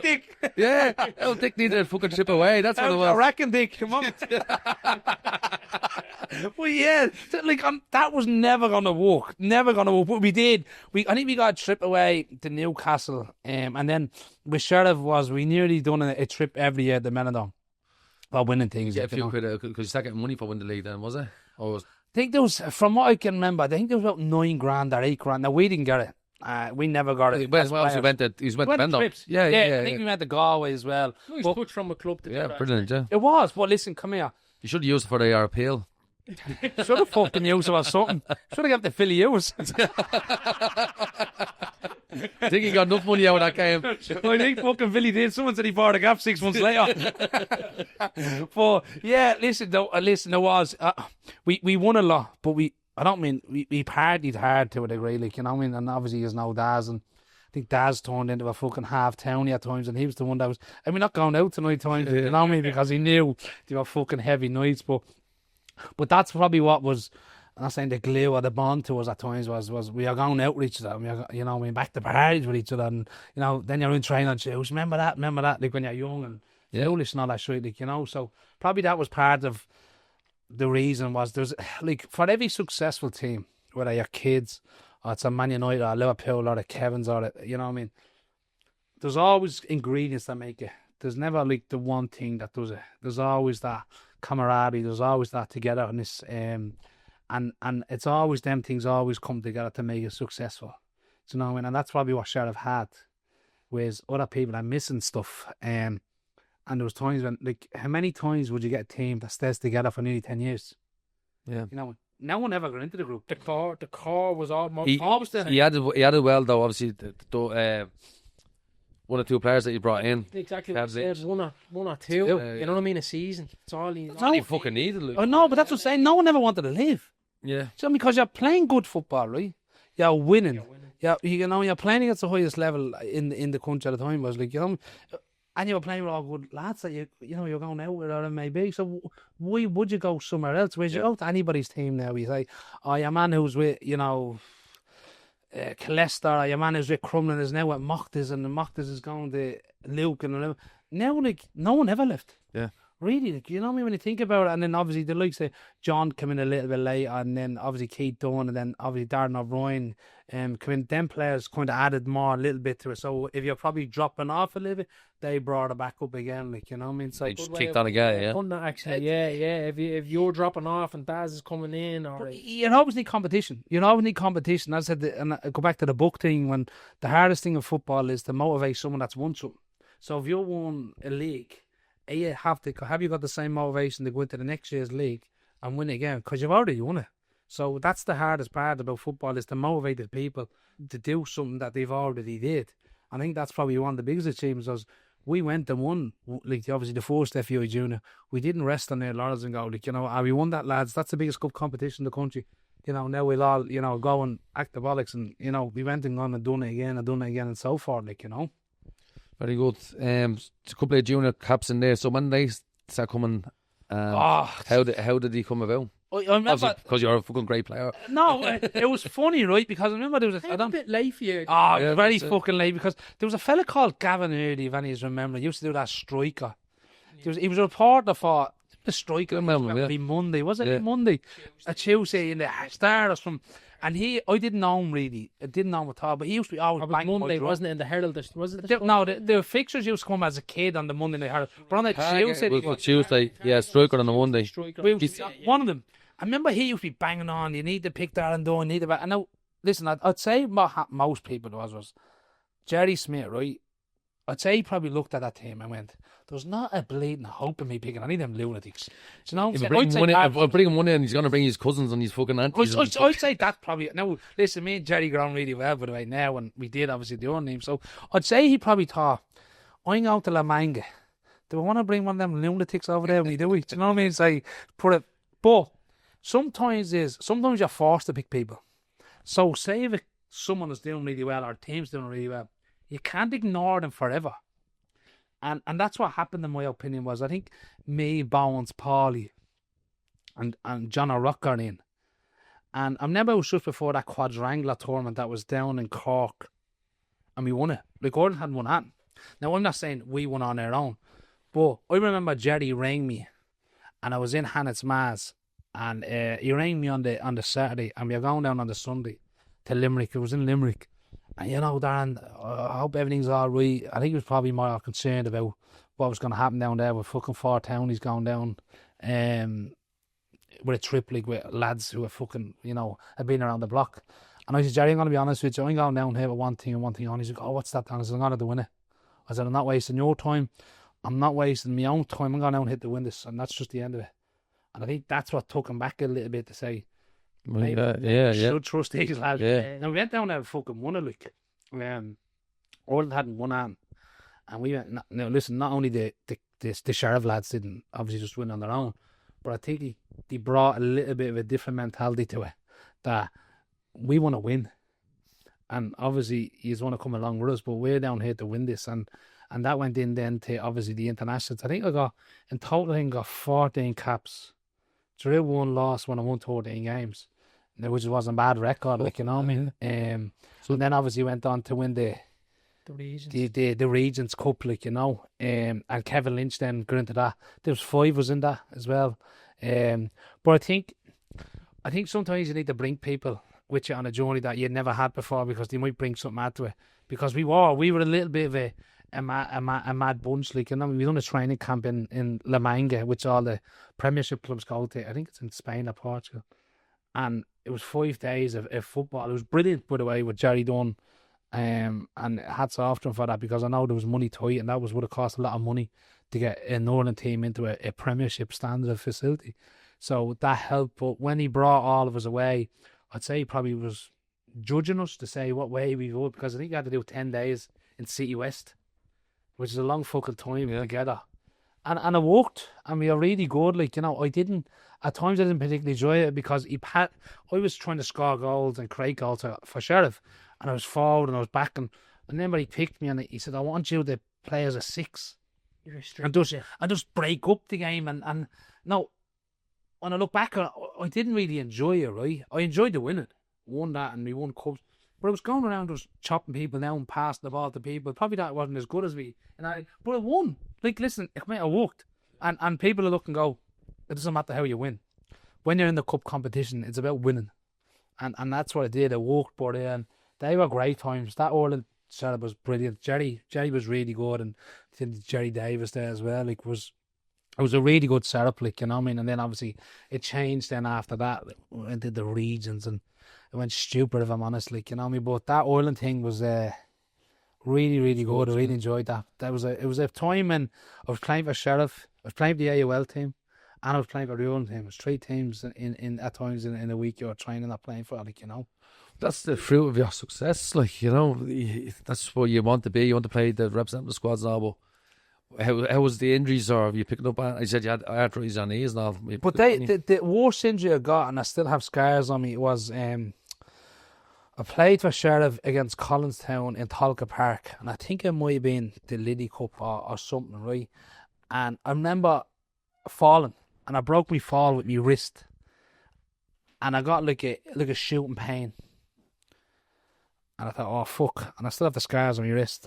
And the physio come on, Dave, and he just bandaged it up because I think it was in the injury time or extra time. It's in Tolka Park, and I remember we got beaten at penalties. I usually take a pen over Sheriff. I'm usually the first one up. I remember that time was everybody was like, no, we want to take one, I want to take one, I want to take one. So me being, now looking back in hindsight, I thought I shouldn't have let them. I said, go on, you fucking take it. And my bones won't be put into the nursing home, and I think Anton Murphy or Bisto Flood or something else. We got beaten on penalties. And that night I went to Lloyd's, and my hand was all bandaged up, but it was sore, and I just thought, it's probably a fucking broken wrist or something like that.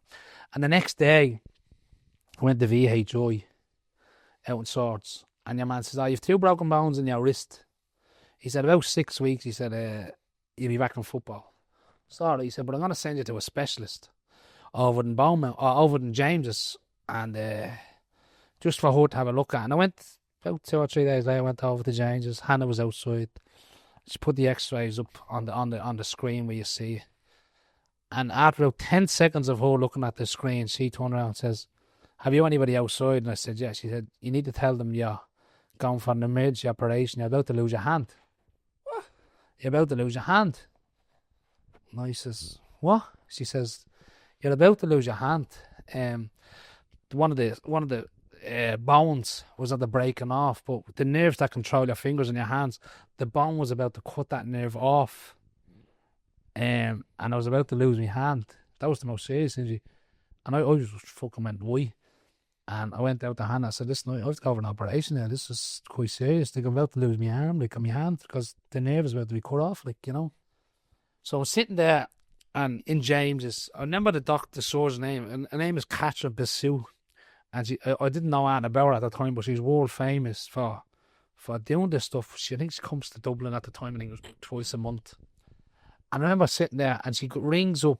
She's in James's, and I'm sitting there, and she rings up wherever it is, this line that you ring in James's says, and find out how many people are in for surgeries. Obviously, there was only so many theatres in James's. And I think it was 49th. She said there's 49 ahead of him. And she turned around and said, "You're not listening. The person that's sitting beside me is about to lose his hand." And obviously, wherever the conversation had was that night, it was the summertime, I think it was June, or May or June, whatever it was, because it usually gets brighter about 10 o'clock or 10:30 at night, and I went in for a surgery. I remember saying to Hannah, "You come over, like, it's 7 hours, I think it was, for surgery." And I still have the fucking scars. You can see the scar there, but the scars down there and down there, but there's a big one coming down here. Basically, it was a 7 hour, and I remember coming out and it was dark out, but it should have been brighter when I come out of surgery, because I told Hannah to come over in the night time, because it was still like whatever summertime, it doesn't get dark about 10:30. I remember coming, obviously you have an operation, you come around, you're groggy, full of drugs, whatever. I remember saying to Joan, "Where's Hannah?" And she said, "Oh no," she said, "I'm having complications with your surgery." And she said, "It was 12 hours surgery, like, you nearly lost your hand, like, you know." And this was all over me putting my hand down. I actually can't bend my wrist now, but me putting my hand down to break me fall in Tolka Park. It happens all the time. But I got a shock come up through me, and I just thought that was that. And then obviously the surgery thing. So I had that, and I was out for 3 months. And that was the only injury I ever had, really. Remember Graham Dorn? They used to use. Yeah. I remember it was obviously accidentally. He stood on me. It was somewhere around me foot or the back of me calf or something. I never heard. It was never Joe was the referee. A little small for the Joe something. Can't think he's now correct referee. He does the skills now. He doesn't make actually kids a referees. Joe Hanlon. Joe Hanlon, yeah. Half. Graham got sent off. The Graham got sent off. He got sent off. He got sent off. Yeah. So Joe Hanlon. I remember Joe actually saying to me, because Graham done it to me, I think it was accidental, but I heard a snapping. And Joe says to me, Dan, I thought he was at the snapping your ankle, but it was ligaments. So when ligaments snap, you hear it's like a break. They were the only really. I was very, very lucky with injuries. You always play it, didn't you? Sounds like you're very unlucky with injuries. No, nearly but lost a hand and nearly broke No, your ankle. that was like when I was about 29, 30. So I was fairly lucky. Yeah. I never really got, I'm saying ACLs or hamstrings. Or, With I the always honours, yeah. play it. When you think of injuries, you think of like, I just said hamstring tears, groin tears. And every couple of months comes at you again, yeah. I never got at like that. You know what I mean? I genuinely didn't get at like that. Now, it's not that I looked at myself in any way, but I never got any normal injuries of football, like ligament damage and all of that. And that's what I'm probably lucky in. As the wrist injury was the only really injury. And then obviously I was out about 6 weeks with that groin door and tackle, I think it was, with ligaments injury. But apart from that, when I think back, I said we're very, very lucky with injuries because a lot of people do get injuries, like, you know. So back to Sheriff. So when did you kind of see the decline in the team, being at the top for 10 years, and then I'm sure you does little signs here. Yeah, there is. So basically what happened was I moved out of town about 12 years ago, and I was about 27, 28, I moved out of Santry. And, you know, all teams need new blood coming in. And there was never that Asher, really. To be honest, and then I think Alan moved on to Ballymun. Mark really came in and that. And what I found was there was players that Mark brought in that were really good players. But it was like an attitude or mentality issue that certain players had. Like, you know, and listen, there's nothing wrong with that, by the way. If that's what you want to play, I'm not going to be there to turn around and say, you need to have a good attitude. But when I was travelling from Santry into town to train, I wanted to get better. I wanted to win. You've been on top of your game, yeah. I didn't want people messing. Yeah. We never had messing. Do you know what I mean? And I started to see that, and then remember probably the biggest one for me was we got to an FEI Junior Cup final down in Ferry Carrick Park, Hunky Doherty Park, I think it's Galway. And I wasn't fit at the time. I think I was doing night shifts or something at the time. This is when Quigger was manager? Quigley, yeah. Was he, yeah? Remember down there, and I ended up staying overnight with one of my kids. Me and Gavin McDermott went down and we stayed overnight with the kids. And we stayed in a hotel, and we ended up getting to first of all, we got to the final. It was in, I think it's called Hunky Doherty Park now in Galway. I can't remember who we were playing. And the bus took the wrong turn, right? So me and Gavin I was driving, me and Gavin got to the ground. And say the match was kicking off at 3 o'clock. You had to be like in the dressing room by 3:15. It's like a schedule they do now, like, you know, for finals. And he was playing. You're playing. Yeah, he was But the lads have it down on a bus. But you drove. But yeah, I drove, right? So the lads are down on a bus. The lads come down on a bus. And he went and got food about 5 minutes up the road in the hotel. It was scrap, you know what I mean? But the bus driver come out of the hotel, took the wrong turn, ends up going to the Galway Sea. The lads didn't turn up till about 10 to 3. They went now at 3 o'clock. Now, it wasn't Quigo's fault or anybody's got to do with the club's fault, by the way. And we ended up getting beaten 1-0. I wasn't fit enough at the time, for whatever reason. I can't remember. We got beaten 1-0. I think your man little fella called Jimmy. He's still playing now for the Ireland team. Little redheaded fella. Michaels, was it? Michaels. Jimmy Carr. I think it was him that scored, right? After the game, I'm sitting there going, fuck, fuming. And all I can hear is 3 or 4 lads going, so where are we going tonight?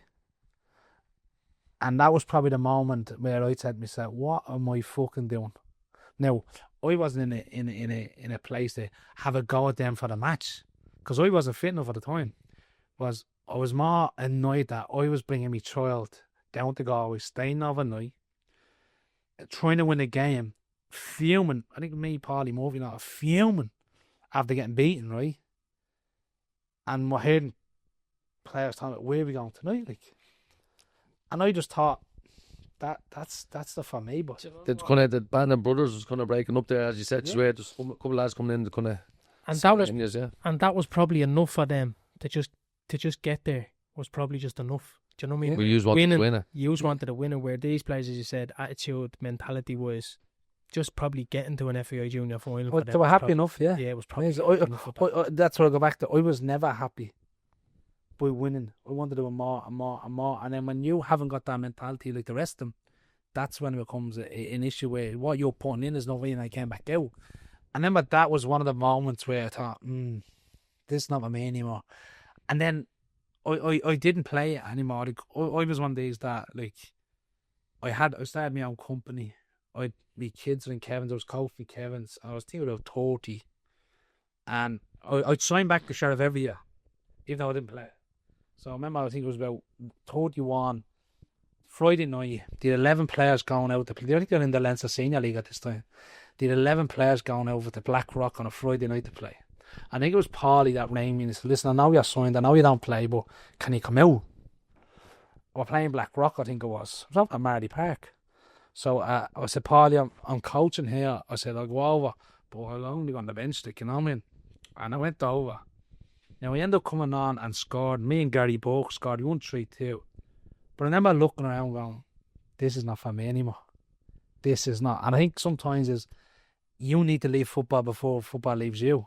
And then whereas I wanted to leave it because I didn't want to be there anymore, because I didn't enjoy it anymore, really. I when I go to play football, I wanted to win. Like, if I go on a 5-a-side tonight, I want to fucking win. I mean, if you want, companionship, or you want to be loyal to it, get a dog. I mean, I'm not there to win football matches. Yeah, I guess not be happy with people. And I just, like, I was seeing people not, like, being happy just to be there, and seeing people, like, I mean, an acceptance of mediocre probably as well. And I just thought, this is not for me, like, I mean, and that's just the way life is, I suppose. Like, yeah. You're young still as well. I was 31, I think it was. And I walked away, and then about 3 years ago, remember John O'Rourke, they were playing 35s. We last ever game for Sheriff. They were playing 35s, and Keith Mean was the manager. And he said, listen, when they come out, we're playing Sandy Hill Shangan or something down in, there's a country park on the old Ballymoon type thing. Never going up on a Saturday, about 2 o'clock. Never getting changed on the hill in my boxer shorts. Someone looking at that window. I'm standing on the top of the hill in my boxer shorts, right, going, what am I doing here, right? From the Viva to Colsey. So Keith and Wacker on the bench. Now, I hadn't trained in years, I hadn't played in years, like, and I was listen, come here, football is still in you know what I mean? It's fucking give it a go, like. So, and we get beaten 1-0 at half time. Me and John O'Rourke come on, because that was a team. I was signed for Sheriff every year, but never played. So I was at the signed at 35, but never played. I had the gear, never wore it. And I went out. And I remember at about 5 or 10 minutes, some fella just kicked me around the place. And I ended up just stopping, and I said, are you actually for real? Like, I said, honestly, like, I said, you were shite, I said to him. You were shite when I used to play. Now you're going around kicking people. You were fucking brutal. I just get my hell, like, you were fucking terrible. Now you think it's all right to kick people, like. This is just a game of war for me now. Yeah. It's not me, but I'm finished. Like, but to him, though, he was back at Dunne, not going to fucking get one over him. Yeah. But I didn't go out like that. I hadn't got that mentality at that 35s kind of. Like, I obviously wanted to win, but I never had we're going to win this cup or whatever. I don't even know whether it was a league game or a cup game. I didn't care really. It's a game of ball. ball. The sounds of it, you had lost the boy completely. I had, like, Carlos, anyone was just standing there. But I must have something kicking me. He was about 49 or something. I remember saying, are you actually for real? Like, and I think he was more embarrassed because I was like, I would embarrass the way I was going on about it. And I was probably thought to myself, what the fuck am I doing? Because obviously then when you're playing 35s, right, a lot of kids are say 12, 13, 14, 15, and they're probably looking at their kids like, I'll show this fucking fella how it's done. Like, you know what I mean? You've never won anything. Yeah. You know what I mean? Now do you think you're going to play 35s? Like, now you're going to become a serial winner? Like, I remember playing that game. We got beaten on penalties. And I just said to Kane as a kid, don't ever ask me to go out with this again. Honestly, don't. Like, you know, to play against that, because that's what I hear. Now, you probably know, I don't know what he was playing, but I hear 35s is actually worse than actually normal football. There's no laws to the lads there. It's usually the lads that never play ball when they're younger, they go down and just start throwing digs or beating people around, and just like, they don't give a fuck. It's not like years ago, say if you got sent off your team and you got fucked off your team, all my mates are playing there, you had something to lose. They suppose don't give a fuck. Give someone a dig, go down the pub, lads. Go down 2 fucking people now for the game of ball. I've given up now, I'm not going to bother. Maybe because I'm 2 stone, 3 stone overweight. But the other thing with that is I like, don't understand it, most people ball like a little bit heavier, obviously, whatever it may be. But it was like a game of ball to some people. A lot of people, it was a game of ball. The other people, it was the World Cup. Yeah. But they're the ones that never played. But that's why I ended up. I think it's their World Cup now. I embarrassed him, man. I was like, I just gave him hell. I said, like, you are a fucking terrible footballer. And that's probably what it was. The guy was just saying, I'm just playing this game to enjoy. I don't care what happens with it. Yeah. And to most people that never won a fucking, you know what I mean, a game of dominoes, they want to play 35s and they think they're like, you know, Ronaldinho. Some of you think, this is me trying to win things. No. So just go to probably just let that a little bit of effort, and someone probably go to the gym a couple of days a week, fucking. But that's probably what it was. Like like, most of them are probably brutal when they were younger, right? Yeah. And never won nothing. And then when they go to these teams, of course they're able to go to the gym, but a little bit further on, you know, I mean, further than all of us. But I think that now it's evened itself out. No, like, you know what I mean? When we were winning, immense winning, you're winning a 35 challenge cup or something, no one's even going to be at these matches. You know what I mean? Let your grandkids have a lecture yourself, will it? You know what I mean? But that's probably what it was, like, because, but genuinely when you're up there and all that, yeah, and it's like, this ain't never won anything. Yeah. Like, it's never won that, lads. Just calm down, just chill out. It's only game of football, though. Bunch of out of fat outlets, like. Yeah. And as I said, that's football. Like, I think sometimes you need to know. And there's other people that, you know, will want to play forever, you know, and that's fair enough. Like, Paulie Murphy, he'd be out on his own with grey hair playing football with somebody. He's a madman, like, you know. Paulie thinks still playing for Sheriff now again, and he loves it. Whereas I knew that I had other distractions. You know, like football at the time when I was younger was my out. Like, you know, that was me everything, me be all and everything. And that. Now I had my own company. I had me kids playing football in Kevin's. I had coaching. I had other distractions. Whereas a lot of people would say to you now, "Oh, did you not miss it? Oh, you know, you finished too early." I didn't. You finished the right time for you. I finished when I wanted. Just because of age. And I was to play, by the way. It wasn't like, you know, I was a stone all the way at a bad crucial league. There was nothing wrong with me. I just left because I had other things to occupy that might have been even more important. Your energy went to what your focus was. Do you know what I mean? And as you said, your kids, your company. These are you've done all your dedication. You put everything into your football, like we all did. But at this time in your life, this is the time now to put it into your kids. Do you know what I mean? To put it into your family, to put it into your company. You've done all the dedication. But that's what happens. You know what I mean? And as I said, with the selfishness was sometimes you kind of like for 4 years, and then we played 60 games a year, only 2 weeks off. That was like no holiday. There was times we had to cancel holidays. Yeah, same, yeah. The amount of times that, you know, we used to have parties on, and I'd say, "I'm driving." Why? Because I have a match tomorrow. Yeah. So I mean, you give all them sacrifices, you know what I mean, that you made over the years. That now you kind of go, do you know what? Like, you know, do you want to be that selfish again? Whereas you just think of yourself, you know what I mean? And as men, we are. So, you know, we are kind of selfish people, like, in general. Especially when it comes to football. Especially, like, we think that, you know, we out football every night, or, you know, I mean, we are selfish people. So, and because I had it so successful and was out nearly every fucking night of the week when we were younger going out, like, you know what I mean, that now it's kind of, and I'm still that, listen, come here, I'm still working on myself to not be so selfish at times, because sometimes when I think, like, as I said, I'm out more than the bleeding washing. So, I mean, I'm always fucking out, like, you know what I mean, and, you know, I'm at a match and I'm going and watching this, or I'm doing a coaching course, or I'm looking online, or, you know what I mean, I'm always doing something. Because I was in Barcelona last week. In 5 weeks, I think I'm in Mallorca for a week, another football thing, like, you know what I mean. But sometimes you have to, you know, sometimes give yourself a reality check and say, you know what, my time is done, like, in regards. So now I need to look at, whether that's my kids or my wife or girlfriend, or maybe she wants to do things. Maybe I need to sit in the fucking house for a night and let her go over with her friends, or maybe, you know what I mean? So, well, I've kind of realised when pre-season's or when I see a pre-season or whatever, and the missus sitting there, you fucking have more than the gaff. She's watching our programmes. You're upsetting her routine that you've created for her because you're out all the time. And then you come in now and say, "I'm going to put the football on." Get the fuck. There's more than the gaff. Like, I'm home now. I'm going to do what I want to do. and that's what we are, like, as men, like, you know what I mean? When they're being out, it's like you go out at, you know, you quit work at 4:30, and then you have your dinner, and then on the night that you're not training, you're not out, you think, oh, there's a match on. You put the match on. Hold on a second.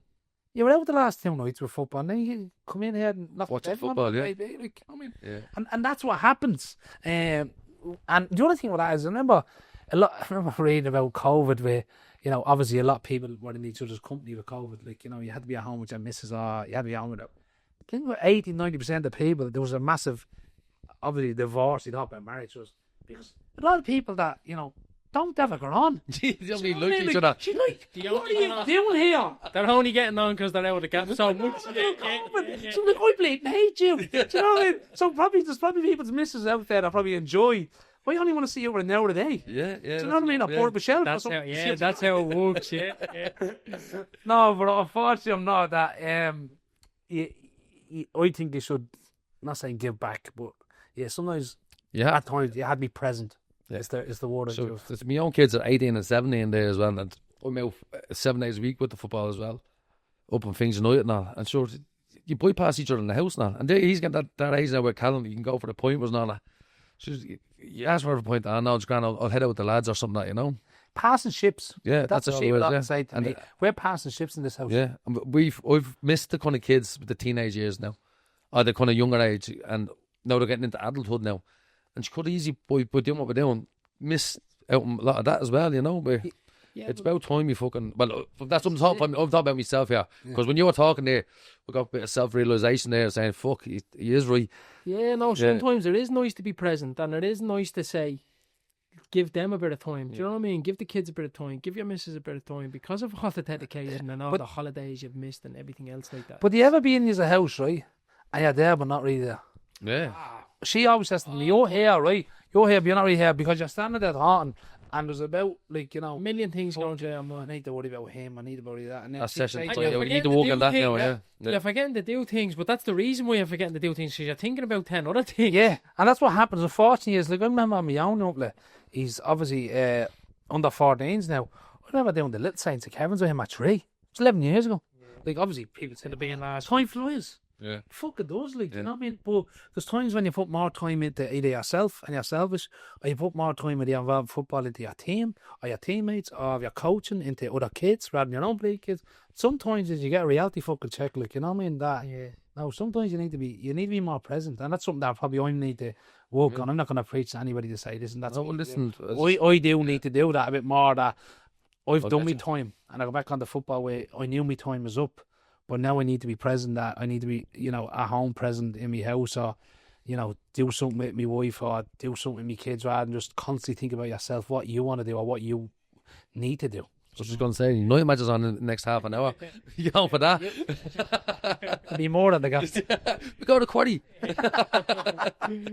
Whack, we'll get into a few questions, yeah? Yeah. We'll go straight in. Any regrets in football? Yeah and no. The one regret is it's probably if I had tried a bit more to go into the league in regards to went for a that long or a long League of Ireland. I'd probably dedicate myself more. But the other flip side of that would be was if I had done that, I wouldn't have got what I got at Sheriff. Yeah. Do you know what I'm saying? And when you think about it, like me and Paulie Murphy know each other since we were 5, I think. We're friends 33, nearly 34 years. I got to spend me football time with one of my best mates, and another Gab McDermott has probably spent 20 years. He's one of my best mates. Well, I got to spend playing football with all my mates. Do you know me, to a degree, like football and friends for that time. So if I had went the other way, I probably wouldn't have got that. So it's a fine line, because you know you can look and go, I wish that could have happened, but if you hadn't had that, you wouldn't have got that. Yeah. So that's probably a little bit of regret. It's probably one of them, I wonder what would have happened, rather than I regret it, if I'm honest. Yeah. You're not devastated about it, but listen, you would like to touch into it and see what you could I make would have liked, yourself. yeah. I remember a fella says to me then that we looked about 22, 20. I think Pat Fenlon's trying to sign you for Bow. Pat was at Bowes, like, you know. I think Pat Fenlon's trying to sign you at Bowes, and I just brushed it off. Now, I don't know how much truth there was, but he knew Pat really well. So not how much truth was in it at the time, but it's one of them, when I look in it, and I used to go to a lot of the games down at Talca Park, and I used to say to myself, I'm better than him. You know, I same play, you know, saying, I'm fucking better than him. Do you know what I mean? That wasn't me disrespectful to same play, but I don't mean just a Shelbourne, by the way. I mean, and I used to look at them playing and say, I thought as good as him, I'm not better than him. But you know what? Listen, come here. The shoulders is, not saying regrets, but you know, when people would swap my football in life for everything. So we would never swap it, you know what I mean? Because what we got was for 10 years. Isn't it? It's fucking about 40 medals you have, haven't you? I think I won 47 medals. The unknown Nelson. Oh, Nelson Junior, bro. You are over you. Yeah, a Quarry Cup. Number one drinker. No, I think I won. I remember counting roughly. I remember someone said to me in the Kilmar, didn't he want my fucking full of soup, like, you know, there's me and Gavin McDermott then someone got smarmy or something. And he, put your medals on the table. I said, I'm 47, how many you got? Your man, the homer, like, into the bush. But yes, I got another table. 40, I think I won 47. Very good. 47 Fucking brilliant. in football, yeah. Only go well. Best player you played with? That's hard. It's really hard because we had really good players. Like, you think about it, like, we had John O'Rourke up front, right? John O'Rourke is the best centre forward I've ever seen play football. And me and him, at times, fucking hated each other. And I mean... And he's had a great understanding of but this is what I'm saying was, we despised each other, but I loved him on the play. But I genuinely mean that if he wasn't so mad, right, and was probably a little bit younger, if I was a manager in the Aircom League or SSE League, he'd be the first name of the team. He was sensational. He was sensational, if I'm honest with you. So when you look at him as a centre forward, he's the best I've ever seen. And I mean, like, he was like that chap, Pat Hoban, that used to play for Dundalk. I think he was at Derry last year. I think he's now up the north. He was just unbelievable. And then you have the likes of defenders, Anto Cabinet, Paulie Murphy, and like Joe Neal, Dave Brown, and then you had Lee Murphy in goal, who knew that you just win you everything. So it's very hard to pick one player. And then I likes to play with John Lester, Darren O'Brien, and then I Bones Murphy beside me. So it's very hard to pick one player to say he's the best player because It'd be unfair though, wouldn't it? it's very unfair because it's like, how can it be a striker be better than a defender or a defender better than a striker? You got, like, if you include an outfield player, that's not unfair on Lee Murphy because he was the best goalkeeper, one of the best keepers I've ever seen. Yeah. You know, Paulie Murphy would be consistent as, you know, Paulie was between 8 and 10 every week. You know what I mean? And so consistency with Paulie, Bones is another one that was unbelievable. Do things that you'd say, how the fuck did he do that? Like, you know what I mean? And then John Lester just ran amok in regard. And then you had Darren that was so unconsuming. He wasn't like the rest of the headbangers. Darren would just go in and he was always an 8 and 9 or a 10. And, you know, you'd walk Quietly. What? Quietly. You know what I mean? Like, you just knew. So it'd be very hard to pick, like, you know what I mean, one player to say he was the best player that I've ever played with. But to be like other players, I'd say Paulie in terms of consistency, just for being so consistent like that. That's what I'd say. Best manager? Alan Riley, probably, and Jerry Smith. Jerry Smith was a manager. Alan was a manager / Alan played, obviously, as now. Alan played at the highest level in regards to, he obviously played in England and played here. Alan was tactically very good when he needed to be good. As I said, most times we train 5 sides, nothing better than that, like, you know what I mean? And then, Obviously, he knew he could have complicated it. he did complicate it, but he also knew that. Yeah. He knew that when we played somebody, him and Chris would go down the country and watch that team, and they'd give you your points on the left wing or the right wing. I said he knew that shit, like, you know what I mean? But Alan was very good, and obviously I got on with Alan and he was good to me, and he played in my position when he was younger, so it kind of worked well. But Alan was very good, I'd say Alan, yeah. Jerry Smith was very good as well, by the way. Your best club? Sheriff, if I'm honest with you. No, it's not hard, that one. He's still signed for himself, but I probably am. what we got? Best friend in football? Gavin McDermott, chicken. He was my best man at my wedding. So we were like 2 peas in the pod. He would be, and then obviously of the other friends, the likes of Joe Flood and obviously Paulie Murphy, Bones Murphy, Lee Murphy and all. So, but Gavin would be my best friend of football. And then obviously now that, I mean, Kevin's of other people around me that, as I said, when you go to different places, you The world opens up for you, yeah. You build a lot of relationships. You do, yeah. The hardest player you played against. This is probably going to be the hardest question for you. Because it's very, I would say it was very rare to come across someone that got the better. And I've thought about this because sometimes you're always thinking about teams that you played against that they were really good, like, you know what I mean? I think it's a hard one. I remember playing against that Shelbourne team had, I can't think of his name, but he then went to Millwall after that. And I think he might be the assistant manager now I always see him, I think, with the the iPad on the Shelbourne bench. I can't think of his name, but he played centre midfield. You know, I can't think of his name, but he's very, very good. I think he went to Millwall after that. Like, you know what I mean? But it was never really. No, it was very hard to play against Sheriff. So if you played, you know, Crumlin or anything like that, it never, like, I never played against anybody that stood out where you went up. You know what I mean? Like, you went, fuck me, man, he's really, really good. Like, you know what I mean? Well, you would have been probably that player to stop other people. You know what I mean? Possibly. But as I said, there was never anybody that I said to myself was, fuck me, man. And that was probably a little bit of arrogance, probably, anyway, and a little bit of confidence to say. You have to have it. I think so. Listen, come here. When I meet people nowadays, people think you were a right little cunt on the pitch. Like, you were a horrible, horrible person. And no, I knew that, but I knew when I crossed that white line, right, I would do there's a line where I never go to, right, but I knew I would do literally everything, right, to annoy you, to piss you off, to say. I obviously never went to family or girlfriends or like that. There was nothing like that. Tony Kay went there. He went beyond that. He went fucking way beyond that. But I knew that I would say anything to you, whether it was the colour of your boots, whether, like, you know, look at the steak the way you were. Just like, anything. Yeah. And the amount of people I meet nowadays at football going, you were horrible. I'm like, oh yeah, because I done that. That was me to win. To win. But imagine you had 11 other people doing that. Do you know what I mean? We were a horrible, horrible team, like, and horrible, horrible people.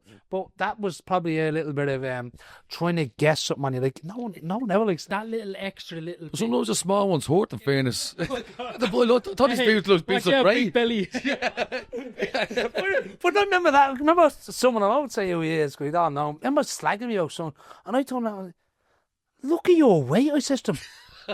And I swear to God, it was like the blood drained down. And he wasn't, like, he was only a little bit. And he's probably thinking, you're an embarrassment to be on this picture with us, like I used to say that.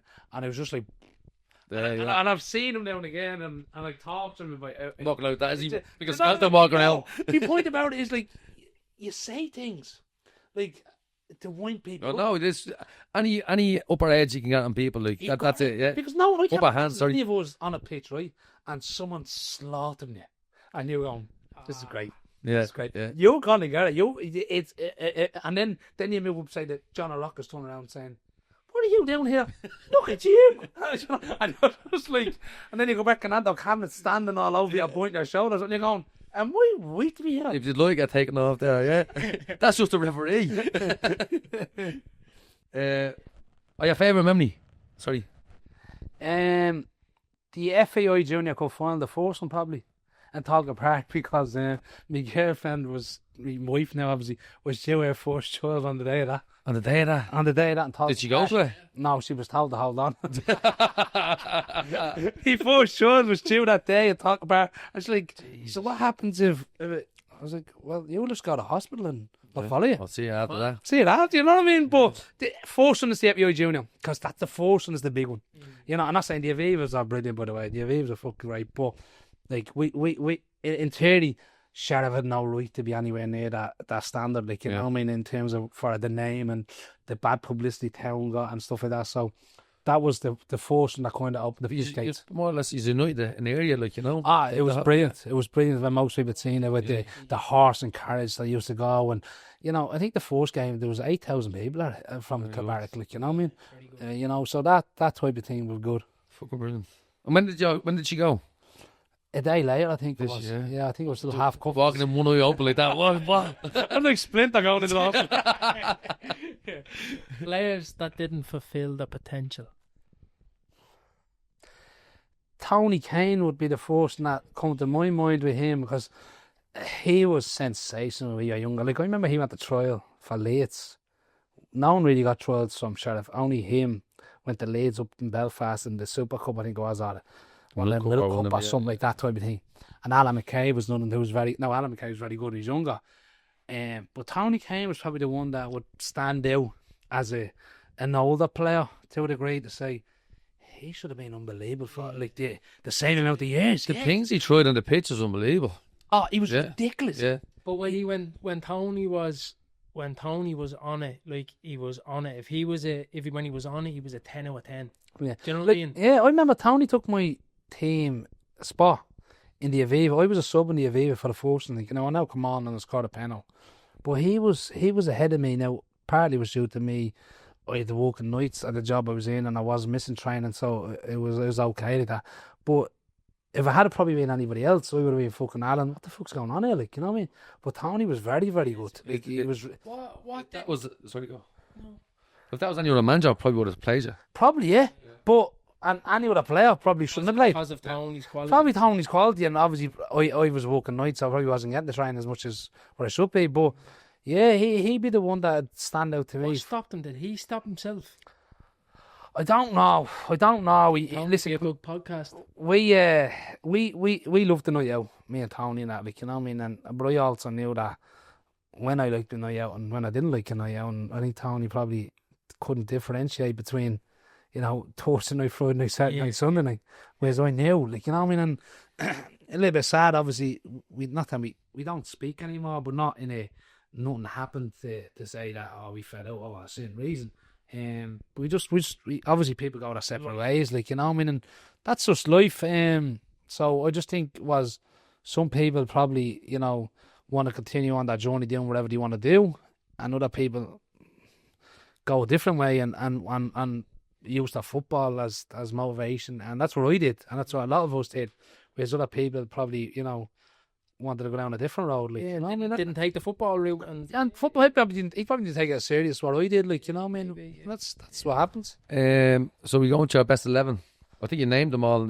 I think so, but the problem is the certain positions like left full where you had Joe O'Neill and you David Brown probably playing in them two positions, and you could pick either one of them. Like, Joe was very good, and you can look at them in there. Like, and then David went in as a centre half at times as well, as when you played as a back three, like, you know what I mean. And then you had that likes of Anto Kavanagh centre half. So when we've obviously played a 3-5-2. And obviously Anto was in the middle of it, David or Joe left of it, and then you obviously had Paulie on the right, and then you had on the right side you had Mark Higgins and Sean Murphy, and then, you know, obviously they sometimes switch as well, and in the middle you had me, Darren, John Lester or Bones on any given Friday night or Sunday.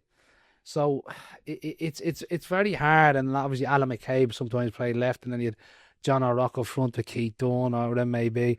The kind of team of the 11 picks itself. Yeah, if I'm honest with you. You couldn't kind of differentiate from. That's one that more or less won everything. That's as a pump.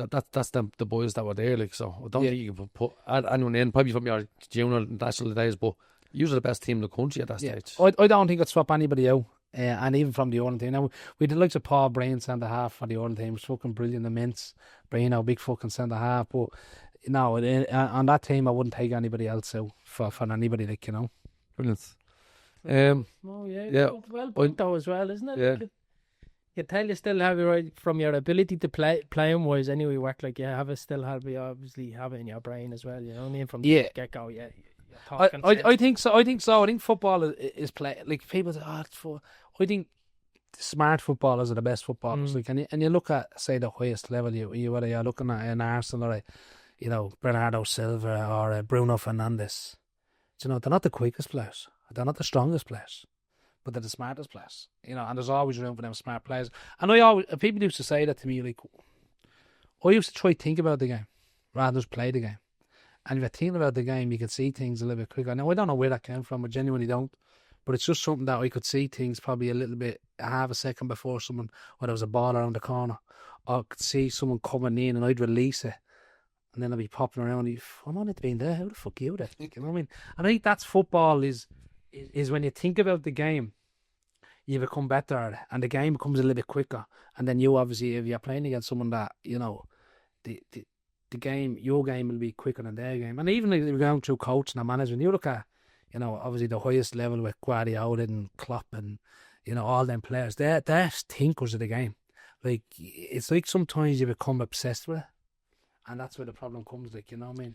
Yeah, but then if the obsession, you think about the problems and you come up with the answers. Like, sometimes it's not the first time you do it, it's not the right way to do it, and then you just we refine it, we make it work, and then that you come up with your system then, and the way you think it should be done. Like, but say if a young lad that's coming through, what advice would you give them? Say young Darren Dunne, what would you say to him? Play as much as you can. try enjoy the game. I had this conversation at 7:30 this morning in Gulliver's Retail Park with a kid, his father, who he coached, and I says to me, he was at the comeback out of National League. Literally, genuinely, at 7:30 this morning, and Lidl, I was in there, and I seen the father, and I says to him, I see him play with a smile on his face. If you enjoy football, or you enjoy hurling, or Gaelic, or rugby, or bleed, disco dance, whatever, you'll get better at it. But unfortunately, we're in a country that we're putting a little bit too much pressure on people, on kids, you know what I mean? And we want them to be, probably 5 years ahead of where they should be.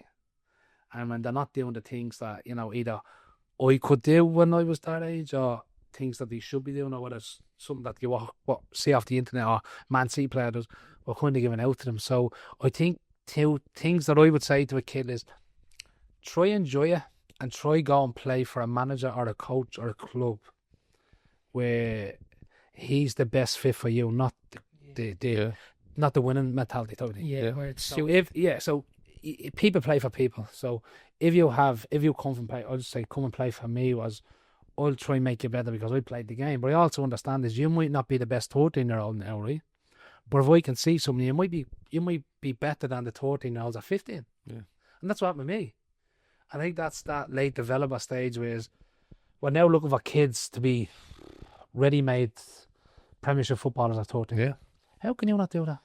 How can you do that? Like, you're going out the daily amount to go out to Talca Park, you'll see players on £2,000 a week that can't do things that I'm sure you'll see. So you're telling them they're telling a 10-year-old to do? You know what I'm saying? Yeah, So I think two things is enjoy the game, try play more, a lot more than what you're playing, because what you're playing now is not enough, and try play for a person that one believes in it, and two is obviously has some form of experience or background of football that he's going off what he knows or what he played. Whereas in this country that's very hard because we're all volunteers, and there's a lot of volunteers in a lot of clubs, by the way, that have probably never played the game or probably haven't played at a higher level or any level, and they're great. Volunteers are brilliant because without them we wouldn't have it.